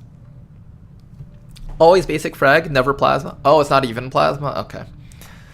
Alright, well, it's an idea. I'll probably take something else then. Needle Arsenal. Given standard gunfire does not destroy corpses, this perk mainly affects explosives or incendiary weapons like our immolators. Grenades and rockets of all kinds from either the gauntlet or rocket launcher will preserve timed loot and corpses. Shredder gun will also now leave corpses and loot intact. Okay. If grenade deals different type of damage like laser beam, radiation, magnetic, or projectile, then they leave loot intact by default. But this perk is useful for our fragmentation grenades, plasma grenades, missiles, and flamethrowers. And flamethrowers? Wait, that works too? Oh, all of your weapons, not just grenades. Wait, oh, that's neat. And deal bonus 1 damage to unarmored enemies. Bonus damage only for explosive weapons. All weapons and attacks are affected, be it fire, grenades, or even rockets from both launchers. Wait, rockets? You have a rocket launcher? Wait, that's the coolest thing ever. Oh, that's the coolest thing ever. Wait a second. What's the difference between this and the RPG? Damage 4 to 7, clip size 1, shred 1. This rocket launcher fires rockets carried by the soldier in their utility slots. Can only fire standard rockets and shredder rockets. Can I put like just...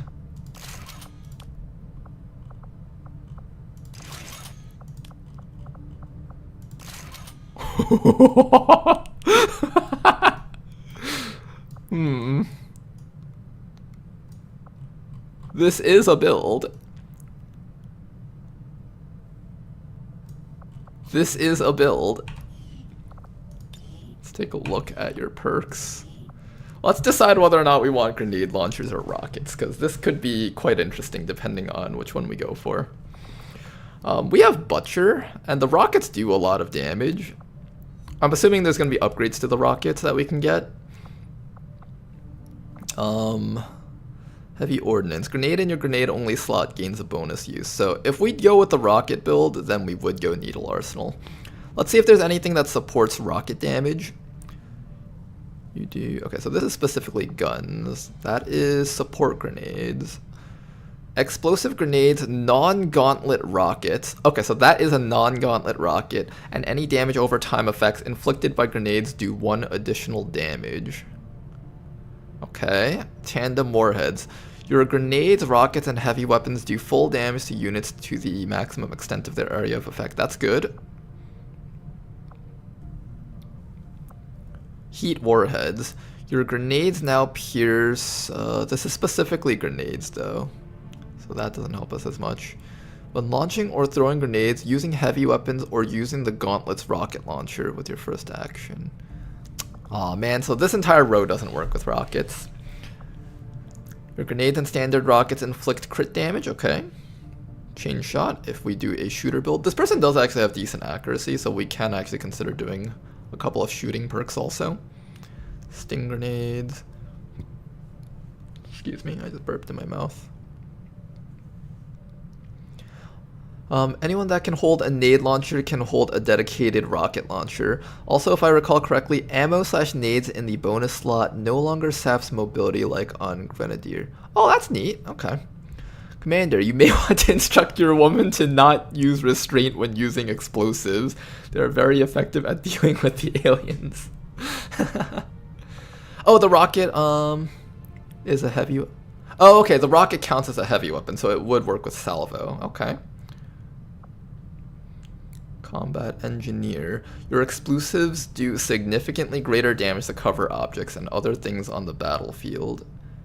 Grenades area of effect. So we would take this if we went with rockets. And finally, Heavy Hitter, full kit, strafing fire. Okay, so if I wanted to do a rocket build, it would be something akin to this, I think. Right? I think this would be kind of like the default rocket build if we tried to do that. Along with Butcher, that would actually do some insane amounts of damage.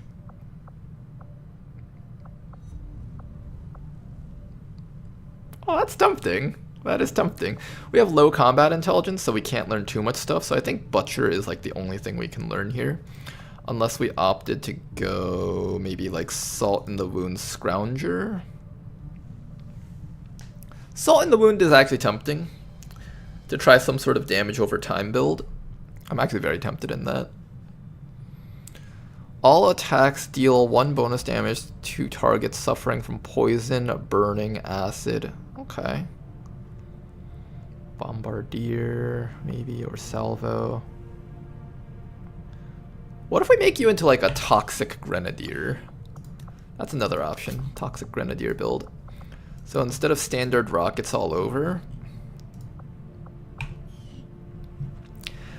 How's it going, Thack Boy? OMG, the legend is back. That's right, the world's greatest XCOM champion is back.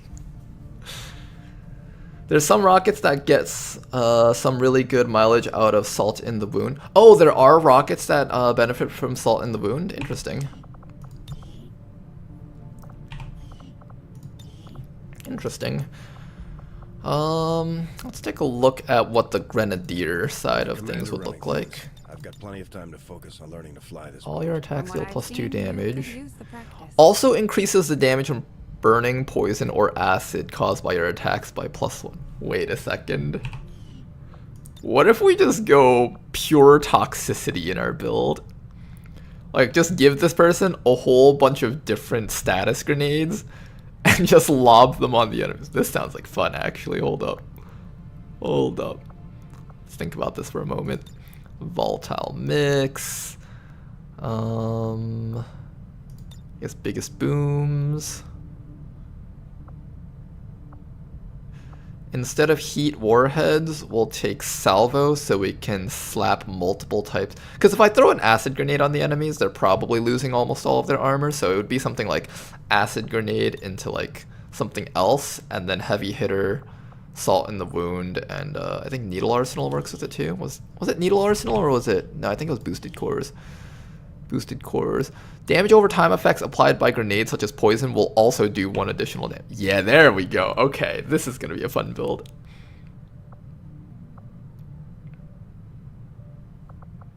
And then we'll just do needle arsenal, I guess. Or heavy ordnance. Does this affect...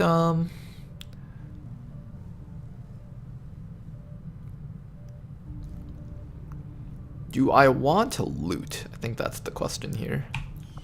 Do I want loot or do I want more grenade? I think we don't go for this one because our initial grenades won't do as much armor piercing damage. And since we're skipping out on full kit, we're not going to have as many grenades to work with. So I think we would want heavy ordnance.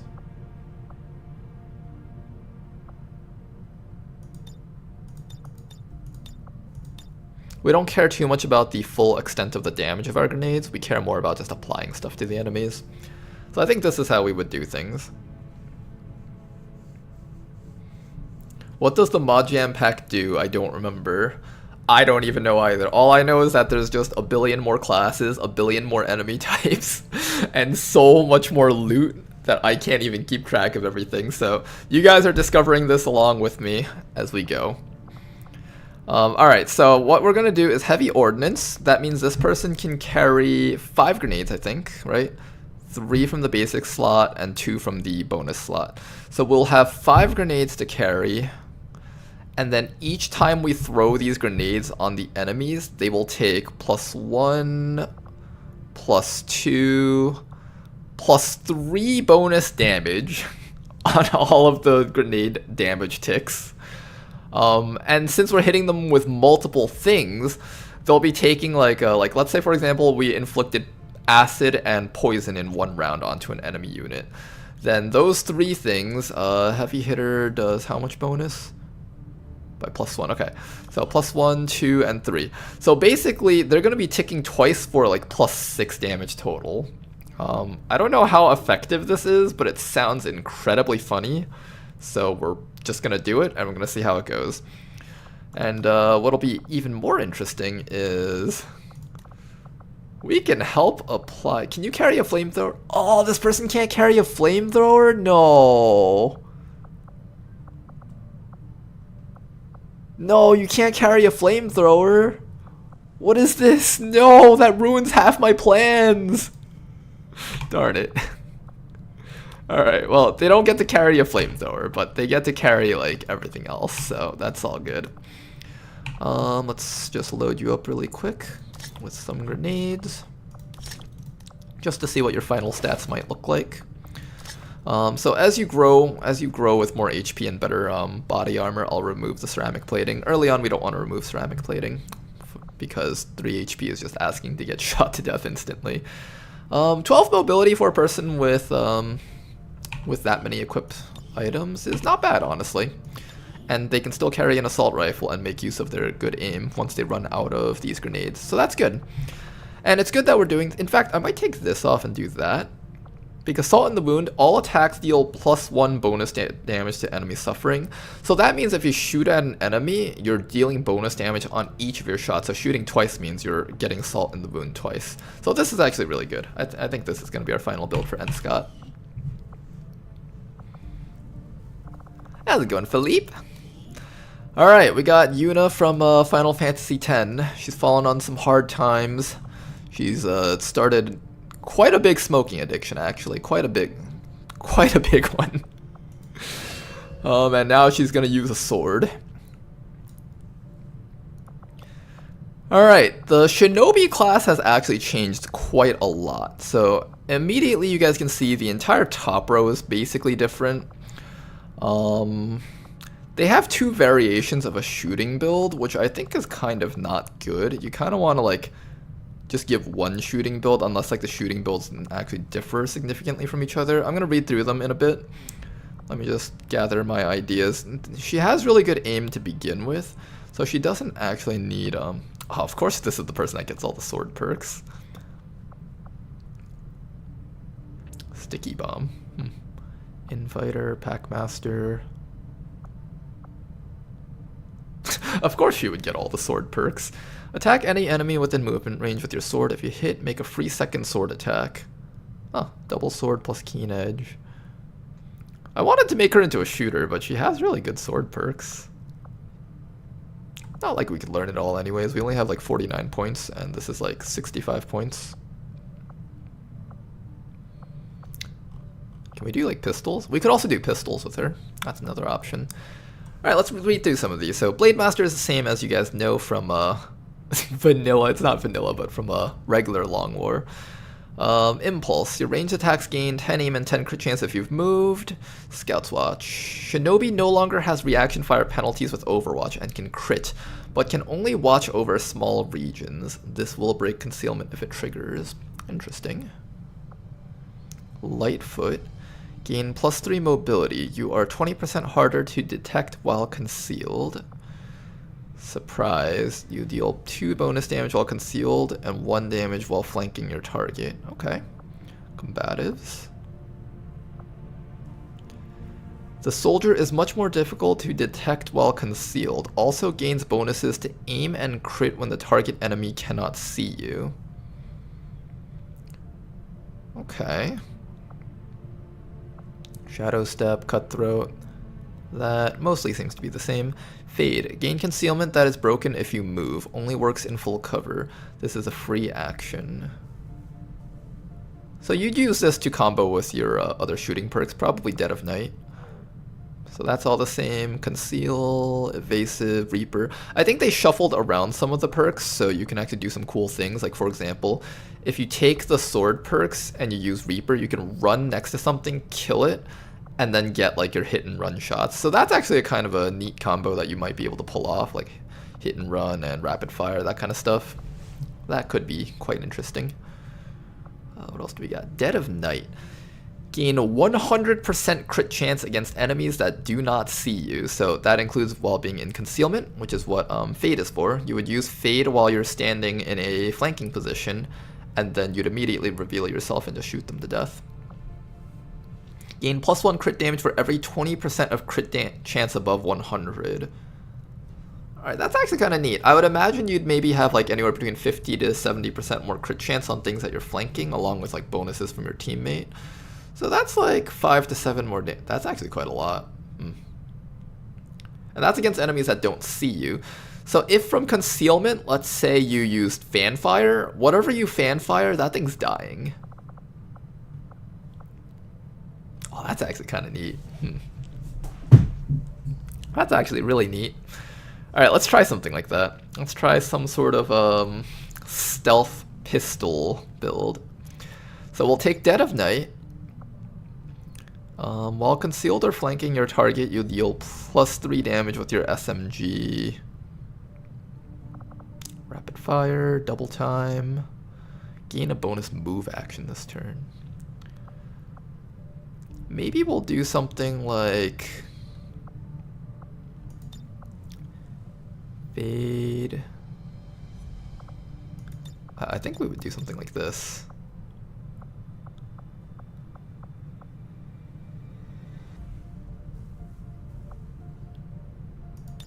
Maybe something like that. With double time, first strike. This is using an SMG. Since I'm going to be shooting from cover with my pistol, I don't think we take either of these, and instead we take double time. But I don't see anybody else stepping up. This basically gives us like a pseudo run and gun. Alright, so this is going to be the build with Yuna. She'll be in shadow, she'll be really hard to detect, and she'll have bonus crit chance against things that can't see her. She'll run up to things and using double time get really far up the map. And then from concealment, she'll just randomly whip out a pistol and fan fire them down. I like that plan. Face-off doesn't work with concealment, so I probably won't take that. So we'll probably take Fanfire, which is 20 points. Gunslinger, does this work with concealment? Cannot be used from concealment. So we'll skip these two. Lightning Hands is good, so that's another 10 points, so that's 30, 40, 50. Perfect. Alright, Pistol Yuna. That is going to be our build.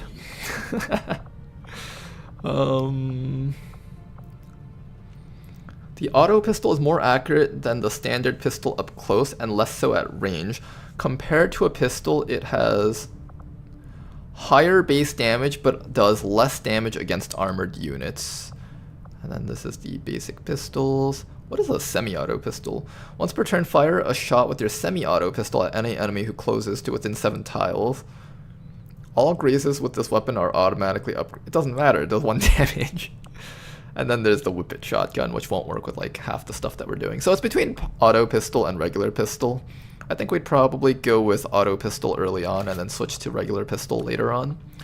To be fair, early game we're probably just going to be using our sword mostly. So that's that.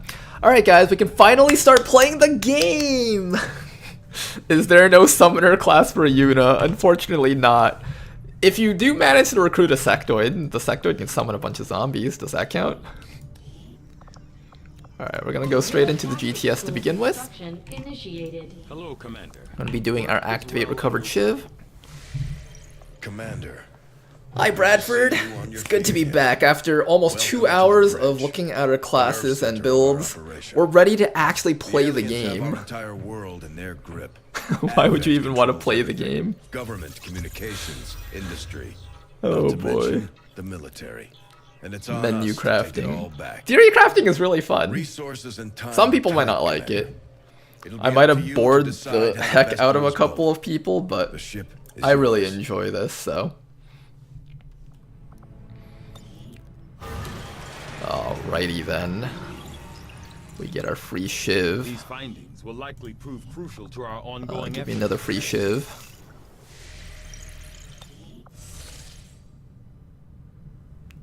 Game. Video game. Agree. That is an important task, Commander. Okay, there we My go. people have thrown off the shackles of alien oppression. And through discipline, we have Alright, now we can do resistance comms, I think. don't rely on the alien What difficulty? We are playing on Legend. The game isn't set to Iron Man, but we're playing Honest Man in case my game crashes and deletes our save. We've had that happen many times in the past before. Alright, for those guys who are new to Long War, the Long War mod, which is one of the components of our mod jam, has it so that you don't just hit scan to find missions, you need to actually manage your havens. So right here we have a bunch of people. They can either hide and do nothing, gather supplies, recruit, or gather intel. Gathering intel gives us intel points over time as well as finds missions. That's the most important thing to do because missions give you so much stuff and gives your soldiers EXP. You should always be doing that. There's 2 missions in the first month. We're going to find those 2 and then we can go to the black market. First mission discovered. Alright, a nice and simple recover item from vault type mission. Let's go do that right away. Let's clear out the squad really quick. We're gonna start setting up squads after this. I never use the squad management feature, but with Mod Jam, I actually have been using it, which is pretty fun. Very exciting to actually be able to use your mods and stuff. Alright, for this mission there is a hack. So if we're gonna do a hack, I want to have our stealth hacker, so that's gonna be Mistress. I want to train up Danker Dude a bit, so we'll bring Danker along, and then after that, since there's 7 days, we can take this time to train up some rookies. In terms of rookies that we want trained up, let's train up people who have perfectly average stats, who we don't mind turning into just about any class. So for example, someone like Bobo actually has a pretty good hack. We'll probably want her to turn into a hijacker or something with the GTS. I don't know, I actually kind of have plans for everyone here. Liu is fine, we'll train Liu into something. Who else? I guess Scoopy can be whatever. Also, you get 3 selections from the random promotes, so you don't actually have to be too scared of promoting your people randomly. Specifically, I just want to reserve Bobo for Hijacker, and I want to reserve maybe Bob Ross with his insane 18 base mobility. He's going to become something with swords, probably. And maybe I would reserve... I'd probably reserve Chili and... Oh, definitely Rick Sanchez. He should become a sharpshooter no matter what, because 10 mobility just can't do anything. And 69 aim is pretty high, so I would probably want to just turn him into a sharpshooter for sure. So Chili and Rick Sanchez can't go on missions. Bobo should stay away from missions. I think I'd want to turn this 10 Hackstat into a Dragoon or a Hijacker. So I'll probably leave Abathur behind also, which leaves... I don't know what I would do with Tedster. His stats are kind of lackluster, so I guess we'll random promote him and then we'll stick him into a Haven. Max infiltration right now is not 100%. We will rectify that. We want this max infiltration to be 100% if possible. And by switching all of our rookies to using SMGs, that should lower their infiltration loadout. 98. 98. Let's see. We'll give you 1 of that. You can use the shotgun for now, that's fine. We'll just remove some of Danker Dude's loadout. How's that? 99? Aw. How do we fix this?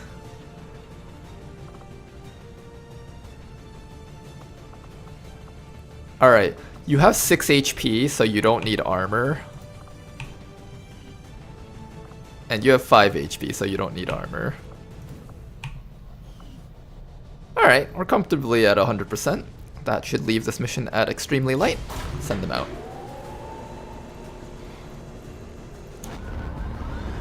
There's a hunting shotgun for a free point of damage. Oh right, there's like different variations of shotguns. I should look at all that stuff. You're right. You're very, very right about that. Let's find the next mission.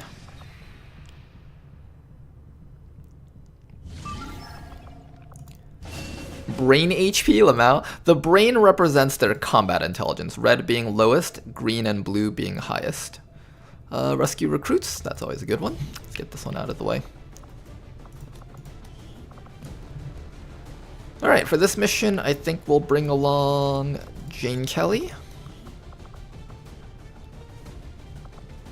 Maybe... Shinobi? There are 2 sword people on a mission. Is that okay? It's probably fine. What other rookies do we want to promote? I'm thinking Ismaradiel can be random promoted. Philippe can be random promoted. He's got a lot of HP. I hope you become something cool. We got Big Smoke over here. He should be able to become anything. And finally... who else are we going to random promote? We got Inukalot. We also have Eula from Genshin Impact. Let's do Inukalot first. Alright, you guys. Let's get you guys in here. Oh, we got Big Smoke over here. He's even got a whole voice pack to himself. Take that off. Look normal again. And by normal, I mean have a matching body type with Big Smoke. Let's see. Let's remove some equip load from you guys. 95. Our rookies can switch to SMGs. As you guys can tell, I'm a huge lover of SMGs. I don't know if I could fit this. You don't need armor, I guess. 97. Expected is very light. We want it to be extremely light if possible. Big Smoke, you have enough HP to survive a hit. Same with you, Inukalot. 98. Oh, come on, guys. Jane Kelly, do you need armor? You don't need armor, right? Does anybody here need armor? Who needs armor when you can just eat the shot to the face? Oh, I just need a little bit more. Come on. I guess the people with good accuracy can remove a grenade. I don't know. This is entering sketchy territory of removing like necessary equip load. I don't know if I should be removing this much necessary equip load. 100%. There we go. Holy shit, you're alive! That's right, level! I'm alive! Graced for 1, wounded for 12 days. It's okay, we don't need the armor. Armor is optional. I forgot to put in a Haven Advisor. For now, we're just going to stick a random person in here. I guess Canoodler can sit in there for a bit. And now we will go scan at our black market.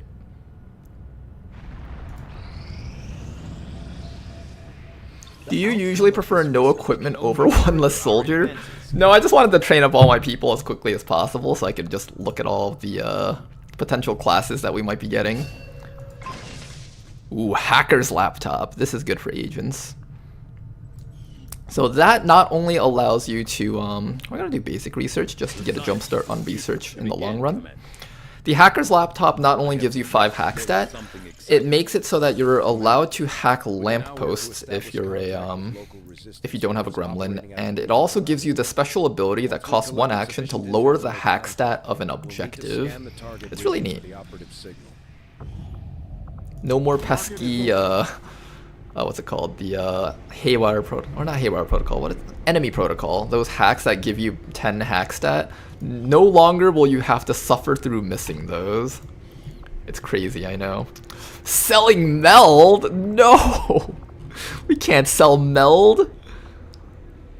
Meld is too valuable. We could never sell it. This speed loader costs 20. I wonder if it's worth selling. It's actually worth quite a bit of credits. I might sell that. Wait, when did we get a turret wreck? There was a turret on that mission? Huh. I don't really care about the standard loot crates. I'm just gonna sell that. Defense. We're gonna keep this laser sight so we can use it for what's it called? For the Proving Ground project that lets us manufacture more laser sights. In regular Long War, you would get a ton of like advanced laser sights and superior laser sights by endgame. In Mod Jam, I found during my limited playtime that you get so much other stuff that you're actually at a deficit for these basic weapon mods, surprisingly. I know it sounds crazy, but not having enough laser sights is actually a thing. I guess we buy a hoplite.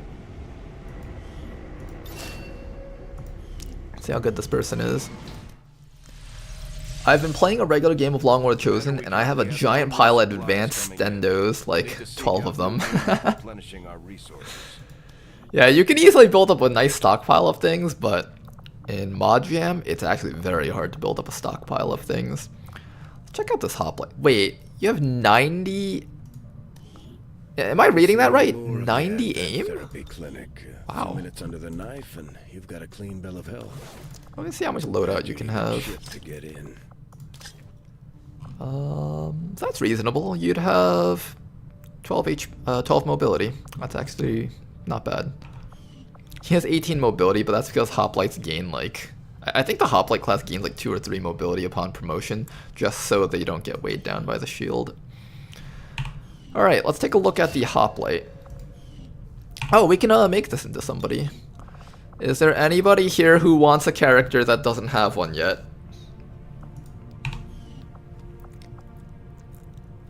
Oh, a Frostroid drops turrets, I see. That's weird. Me? Alright, Thack Boy. Thack Boy was first. You'll get the next one, Toki. Just remind me when we're at the point where we start making soldiers. Character info. Thack Boy.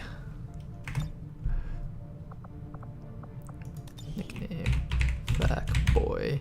You actually have a character saved in the character pool, ZZJing. I think I made you into a skirmisher for one of my things, and I saved you in there. So as soon as we recruit a skirmisher, we'll probably end up seeing you there. What do we do with you? What do we do with your head?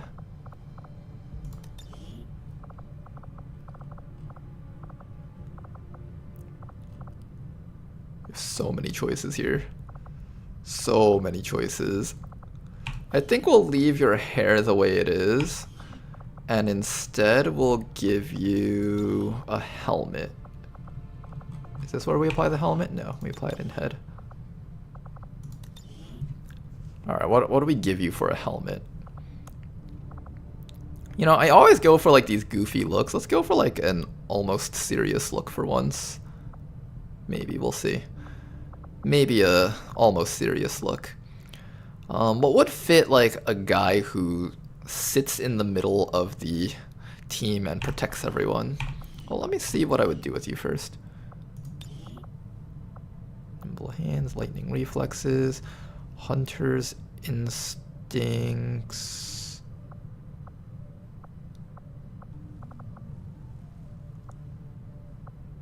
Interesting.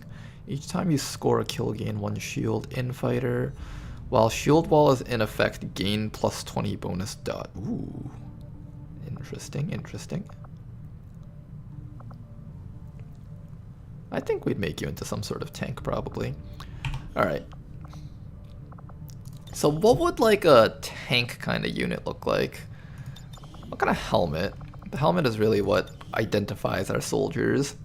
SWAT gear? I was thinking something like SWAT gear would be pretty cool. Maybe we'll give you...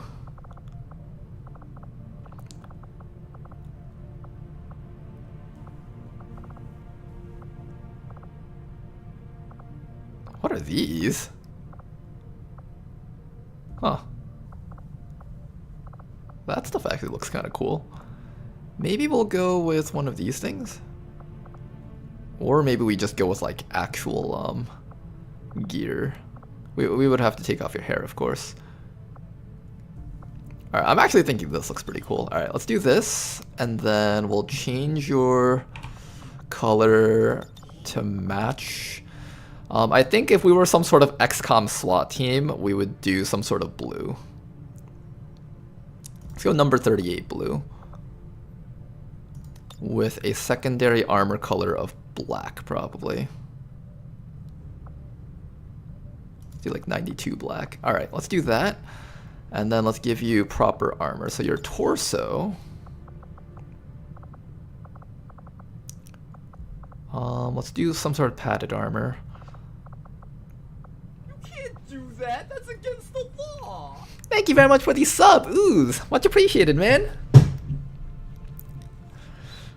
Let's go. Hi, hi. How's it going, Darkrai? Let's see. I'm thinking if we were to make you into some sort of rough and tough unit,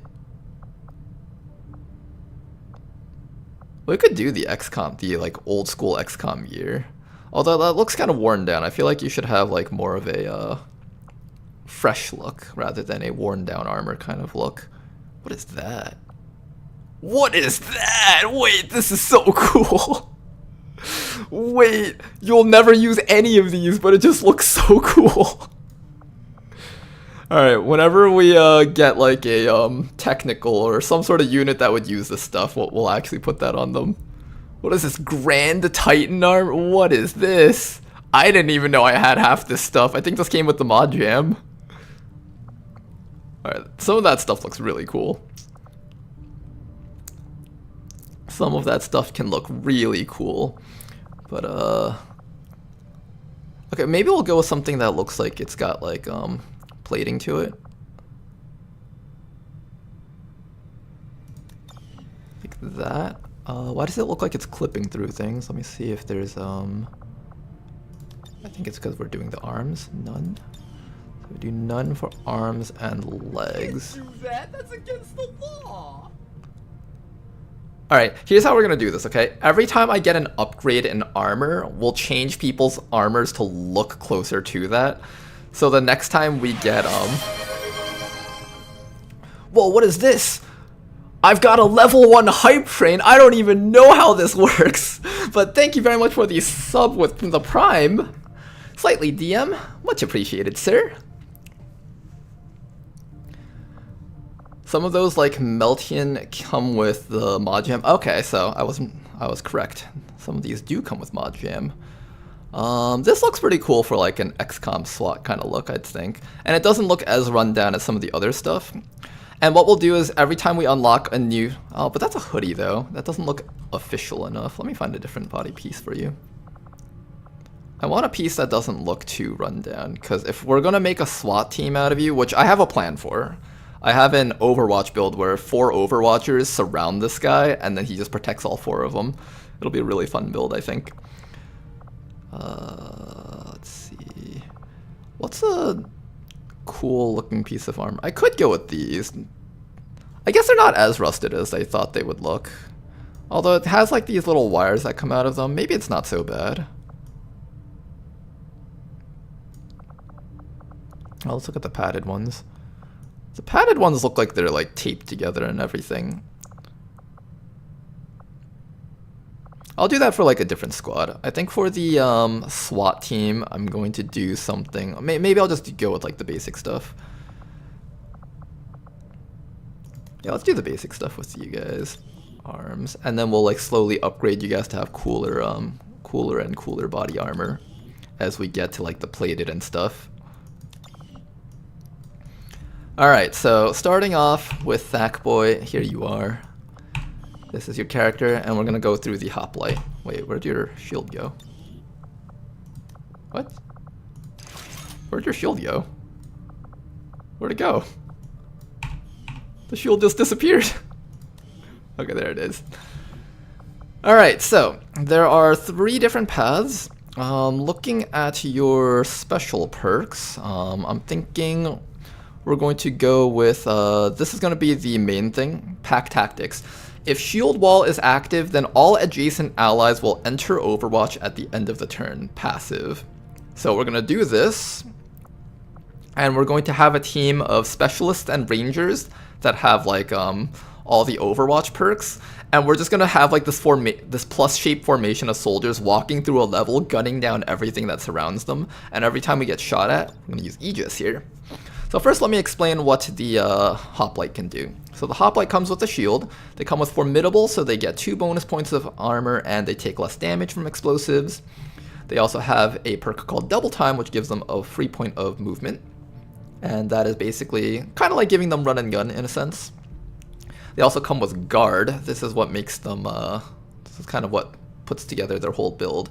To activate to guard the next incoming attack, this costs 1 action. Reducing its effectiveness, can be used multiple times to guard against multiple attacks. So for example, you can activate this to get a free movement point to move up, and then use your 2 remaining movement action points to use guard twice, so you can absorb 2 hits. And can be used with move only action, so you can also activate Double Time to have like a triple guard if you need to. When carrying a ballistic shield, used automatically if the soldier didn't attack this turn. So if you didn't attack, you'll also just automatically get a point of guard. Now Aegis, Shield Wall now reduces incoming damage by 33% and redirects any attacks against nearby allies, so allies that are next to you, not diagonal though I believe. Or maybe diagonal, I don't actually know. Your soldiers must be adjacent to Aegis, user none. Okay, so it has to be not on a diagonal, so the 4 slots surrounding the Aegis, or the hoplite, will redirect all attacks towards them. Affects shield wall granted by ballistic shields and war suits. Aegis affects allies on directly neighboring tiles. So that's what we're gonna do. Then after that, we're going to be taking. I'm not actually sure what I would do next. Actually, let me take a look and read these. I think I would take this one. Gain 2 dodge against each attack for every tile away from an attacker. Oh yeah, and to explain guard a little bit better, how it works is it downgrades the result of the shot. So if an enemy shoots you and crits you, instead of a crit, it will be a regular hit. If the enemy hits you, it will instead be downgraded to a graze. And if it was a graze, then it will be downgraded to a miss. That is how guard works. And it'll work for each charge of guard that you have on this person.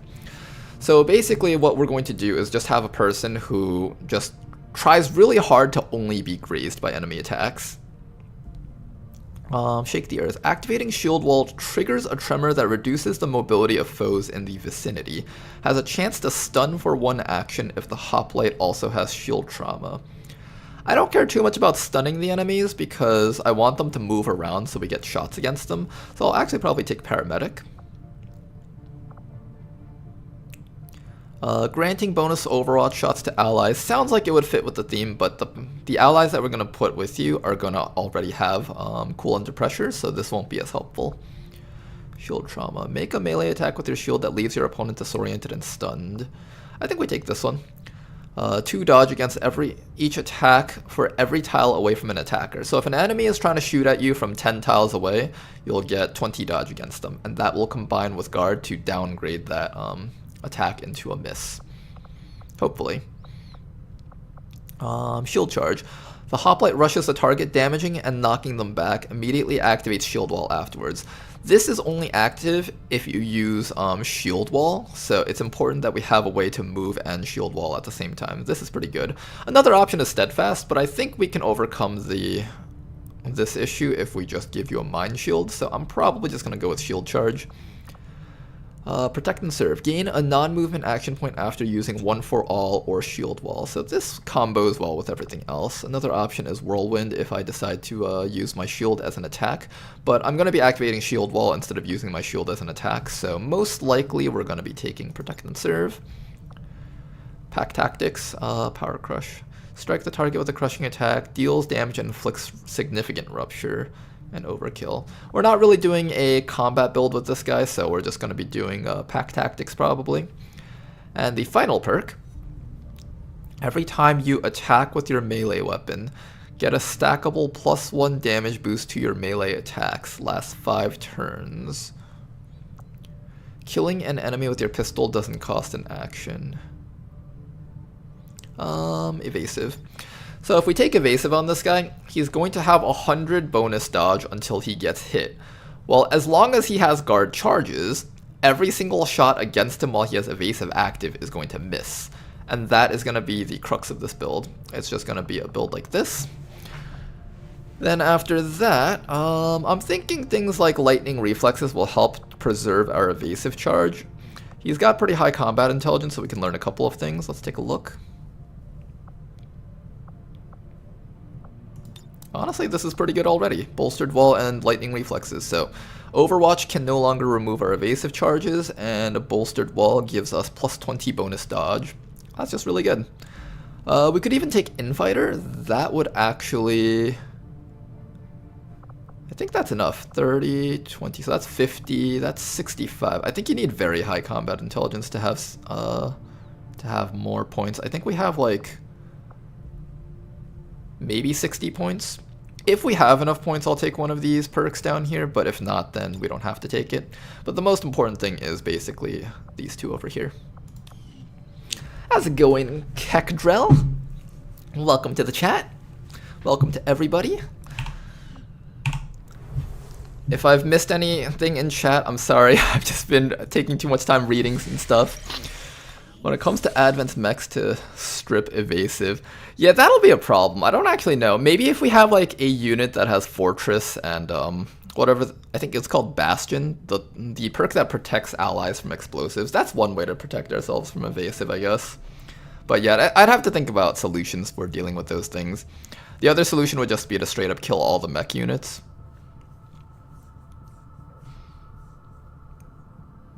I swear if I die this campaign, Ronar, don't worry. This is going to be a zero-death campaign. Please, guys. When was the last time anyone has ever died in any of my campaigns ever? In the history of never. Let's keep on scanning. And our first mission is ready. It's at 100%. I'll let it go a little bit over, I think. Oh, no, I think it's already, I think it's already at 0 days. Where does it say? Does it say somewhere if I have must launch a reward? Okay, so yeah. So 100% is already ready. We got Danker Dude and Mistress here watching over all the little baby rookies. Babysit them well, guys.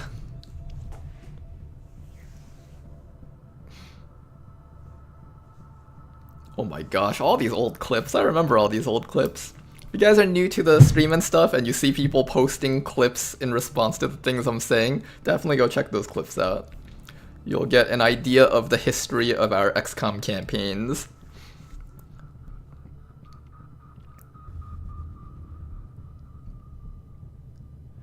Would you get rid of the rookie class for a hypothetical XCOM 3? Oh man, XCOM 3 getting released in 2000 never. Oh, my phone rang.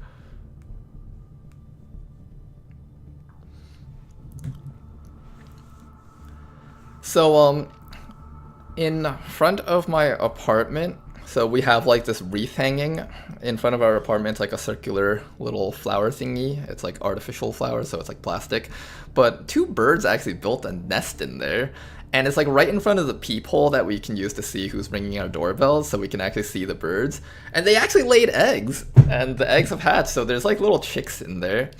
And I sent the picture to my dad, and he responded with a smiley face. But yeah, it's really cool. We got to see the birds, like, we saw the nest there one day, but there was nothing in the nest, so we just thought, like, oh, maybe some birds got spooked because we keep opening the doors. Then later we saw eggs in there, and we were like, what the heck? And then eventually the chicks actually hatched, and now me and my girlfriend just have, I guess, some pet birds. We're not supposed to have pets in this apartment, so this will be the closest thing we come to owning pets. Alright, let's do a hack right here. Let's go from these sides. Okay, we can't actually go through there. We should go from the roof. Phone's ringing again. Aquí hay movimiento enemigo. On up gates. Let me just quickly text my dad back really quick.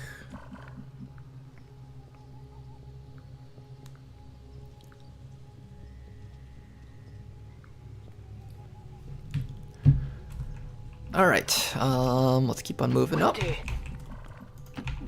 Squad is just gonna run up. No need to overly think our moves. It always drives me insane whenever I watch people play XCOM and they're thinking about their moves on the first few turns, and I'm just like, no, just move already.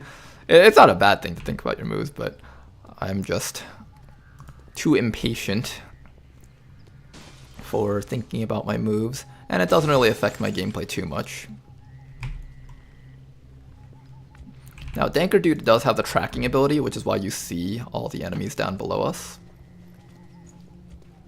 There we go. Alright, so don't peek over here unless you want to accidentally activate a bunch of enemies. There is a Bio Captain. I could not tell you what that thing does, but it sounds pretty scary, so I'm going to not mess around with that. Fine. Let's peek over this edge. I want to at least be able to peek over something. I guess we don't even need to peek over with our soldiers because we just throw grenades over the edge with all our rookies. Got it. Running. On the move. I don't mind if we get revealed. If they like walk this way and reveal Mistress, that's fine. I just want to start killing things before the timer runs out. Ah, there's the Bio Captain. Let's read his stuff. Hostiles making the rounds. Even in the early game, Modjam has some new enemies to worry about. Yeah, I could tell this Bio Captain's already dangerous. Anything with a sword in XCOM 2 is automatically a lethal threat. That's what I've learned. If it has a sword, it's probably dangerous somehow. Wait, he saw... Oh, there was a drone there! No! Hi. Okay, he did take cover behind the vehicle at least, so that's good. Read what he can do. Fire weapon, Toxin Slash. Slash at a single target, poisoning and potentially impairing them. What does impair do?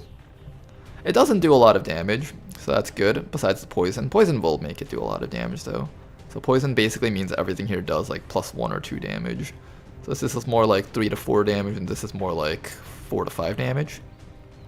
Or the shot doesn't poison, only the sword does. Damage and disorient targets in a blast area. Dang, poison as well as disorient? Oh dang, okay, that's pretty dangerous. Immune to poison, acid, and chrysalid poison. Reflex Slash. Once per turn, make a reaction attack with your Bio Saber against an enemy that moves into or out of attacks from melee range. This attack can inflict poison as well as disorient or stun. Okay, we don't want to mess around with this guy. This guy is super bad news. There is a drone down there that will activate. That's what this yellow is showing us. I don't actually mind activating that drone at this point, because I kind of want to just start, like, zapping enemies. Start with Cocoloid. Oh, can you hit him? Ah, you're just a little bit short of the hit against the Bio Captain. But let's start with some damage against him. Bring in the hurt. We got like 57. How's the knife? 49. We have to take like one more step closer to actually hit him, I think. Let's see if Danker Dude can score this kill. Come on, Danker. Ah, Danker! Nice try. Alright, we might have to reveal then.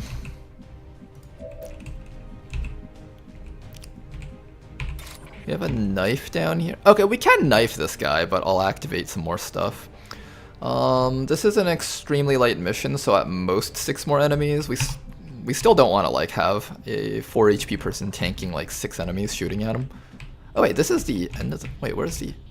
Oh, it's that way! Okay, well there's one pot of enemies and this is the end of the map. This is actually a lot safer than I thought it would be. I think we're going for it. And as long as we can flank that guy, I think we're in a good spot. Go, Mistress, get him!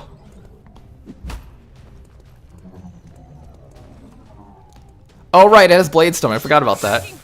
Obviously, it was all planned.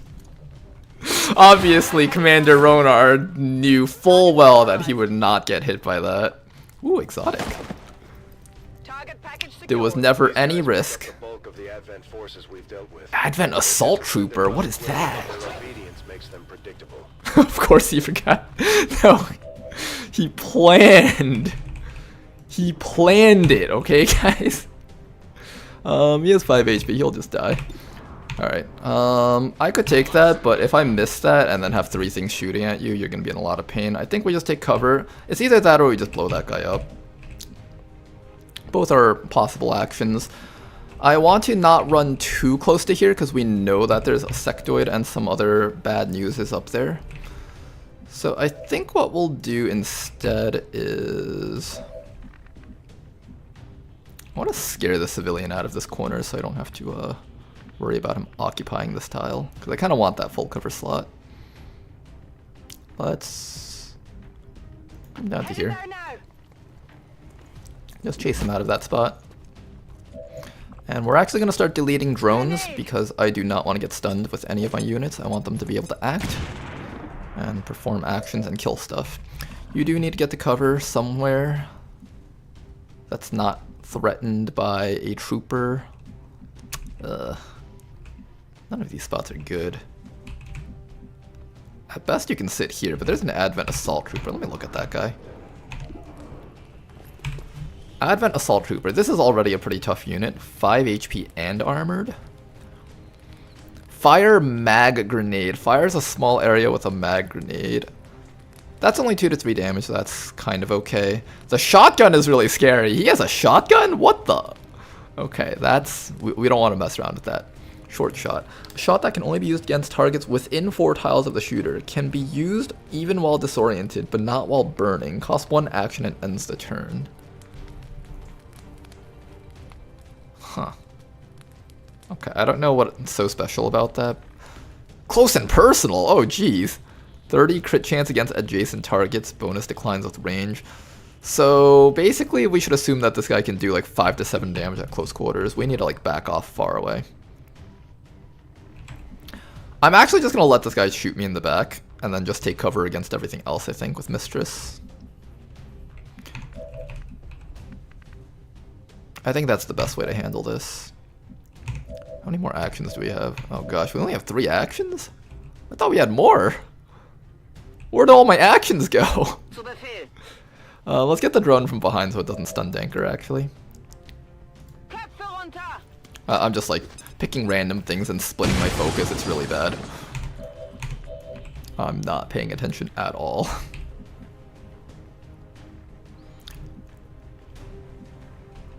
You guys think I can hit this thing for 3 damage? I could use the grenade also, but I want to try and preserve grenade actions. Good. Alright, you need to get to cover somewhere.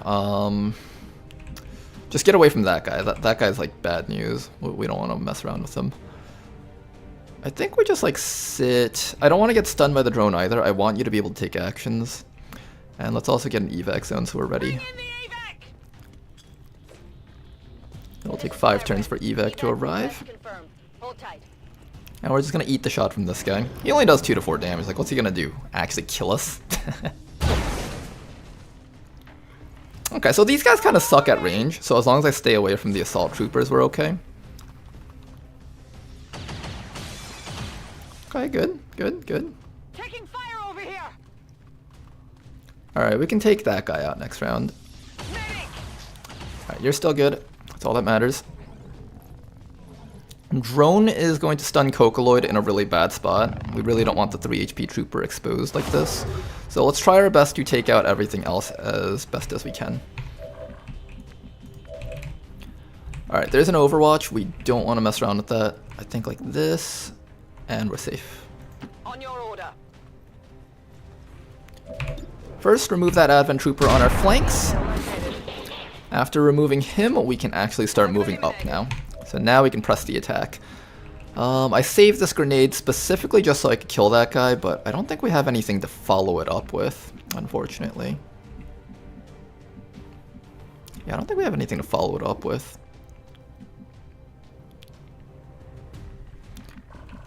I could try to stealth Danker, get to a flank, and then next round we can start cleaning up enemies. That's one option. It's kind of hard to take care of all these guys though, that's a problem. Big problem.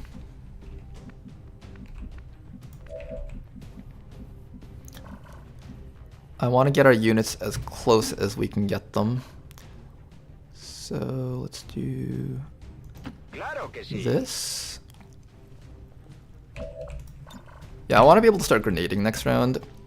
I think we just have to weather shots, and if we die, and if some rookies die, then it's just going to be how it is. Unfortunately, that might just be how this plays out.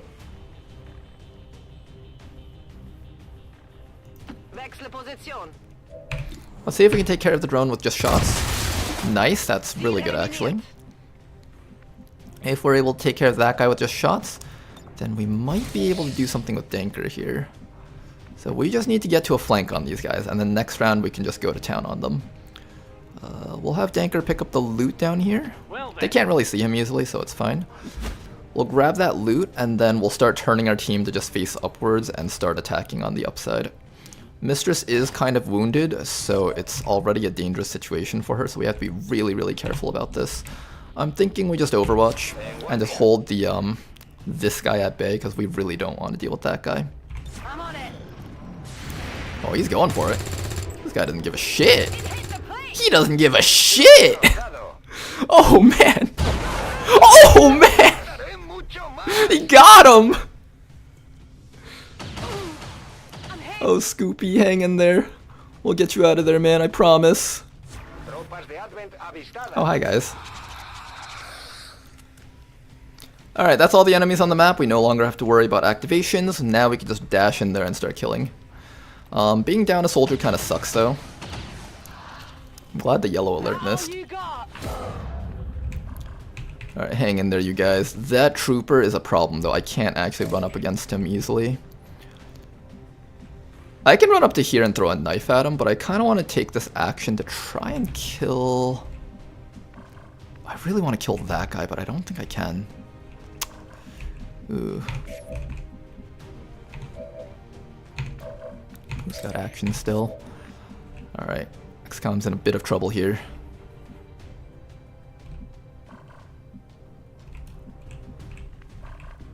Alright, I think we use Tedster to tank the Overwatch. Running against here will give us half cover against his Overwatch to reduce his accuracy against us even further. Then we can get up to here and shoot that guy to death. Is there someone who doesn't have a grenade active? They both have their grenade options available. really want to like just shoot like this guy to death.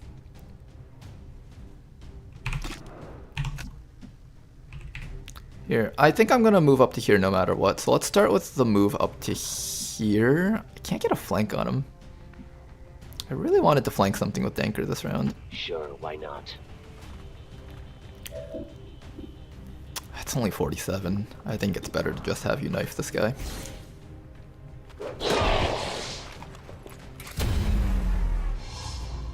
Alright, good knife. Then in that case, you're gonna move forward and probably hunker down. And then within 2 rounds, you can start using your knife slicer. I don't want to get hit by the biotrooper, that's the main thing. The biotrooper is dangerous.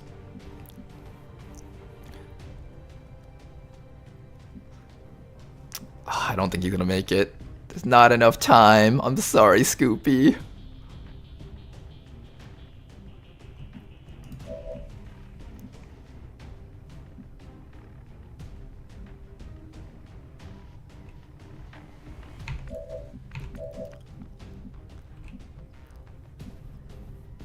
Okay. Start with the high ground shot from Tedster. Don't you dare miss this. I need that grenade for next turn. Good. Then after that, we need to find a way to move up but not get flanked by the biotrooper. I don't know how we're gonna do that.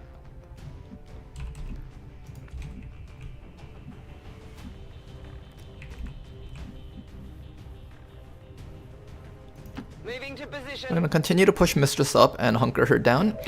At some point we'll have our, either the run and slice will be up at some point, or we'll be able to shotgun someone with a blue move.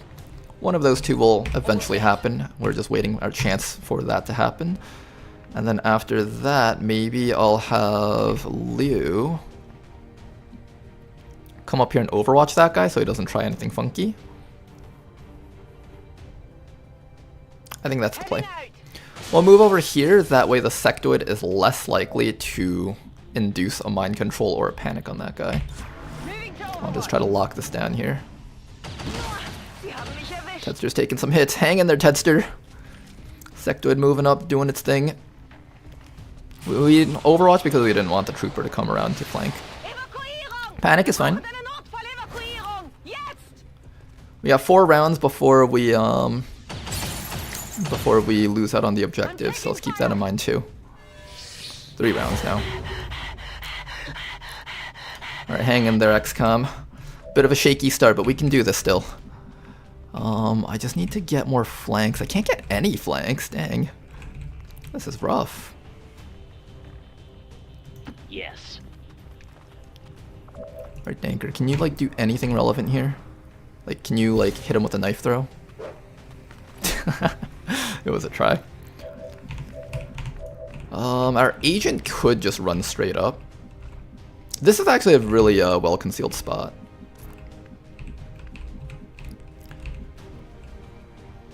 Two, one. Yeah, I think we're just gonna need you to run straight up, actually. Alright, we'll have you run straight up, and then we'll just grenade that guy down. Be careful of this tile, though. This tile is actually exposed due to the bug.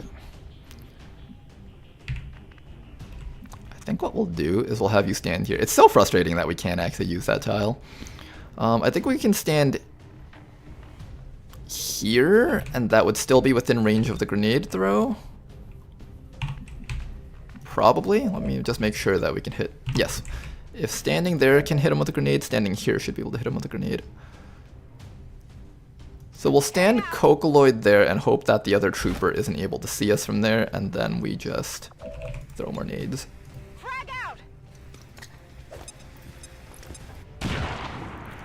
Not quite a kill. I was really hoping that would be a kill so this guy could overwatch this trooper, because I don't know if he'll move somewhere that can see her, but I don't think we're afforded that option.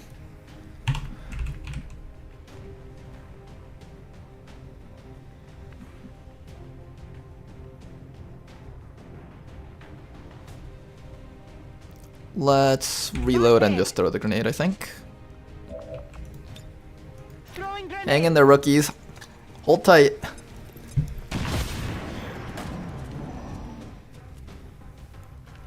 Oh hey, he's standing in the bug tile. That means we should be able to shoot him to death.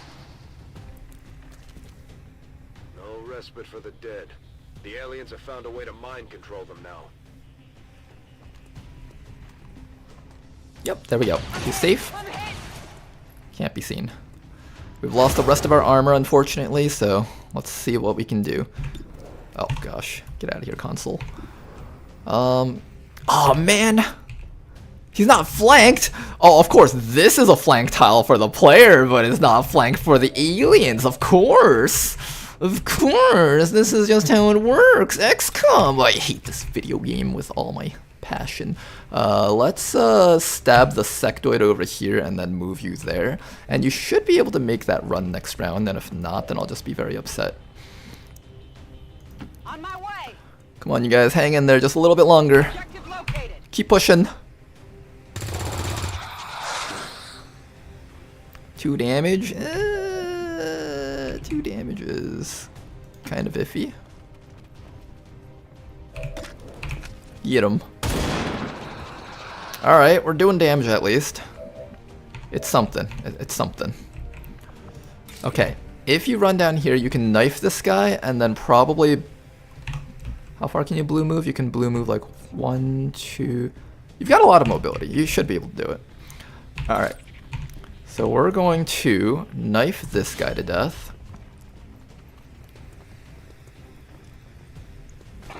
There we go. That's a dead sectoid. Hostile terminated. Watch there be a drone. There can't be a drone. Literally impossible, actually. If you're standing here, you should be able to blue move to the objective next round. So all that's left is to ensure that you will not die to the trooper. And you know what? I have an easy way to let you not die to the trooper. It's called grenade to the face.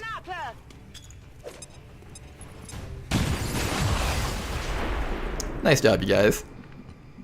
Orders confirmed. Moving out. We were 1 turn too short for Scoopy. Oh, first death already. We'll bring him back so his family can say their goodbyes, at the very least. Oh, no, no, no, Mistress was supposed to go up. I'm stupid. I'm so stupid. I'm so stupid. Oh my god, Mistress was supposed to go up. What am I doing?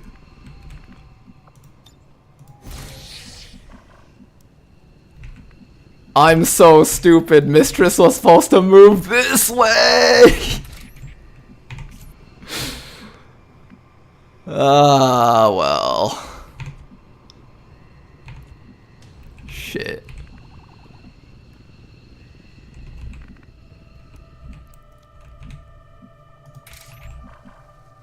I actually can't reach it, huh? Well, that was very stupid of me. I could console command it, but I'm okay without it. Oh, but my rookies don't promote though. Oh, that's so annoying. Absolutely. Being down a mission this early on is already super annoying. All surviving XCOM operatives are secure. Firebrand returning to base. I'm so stupid. That was supposed to be a win. A very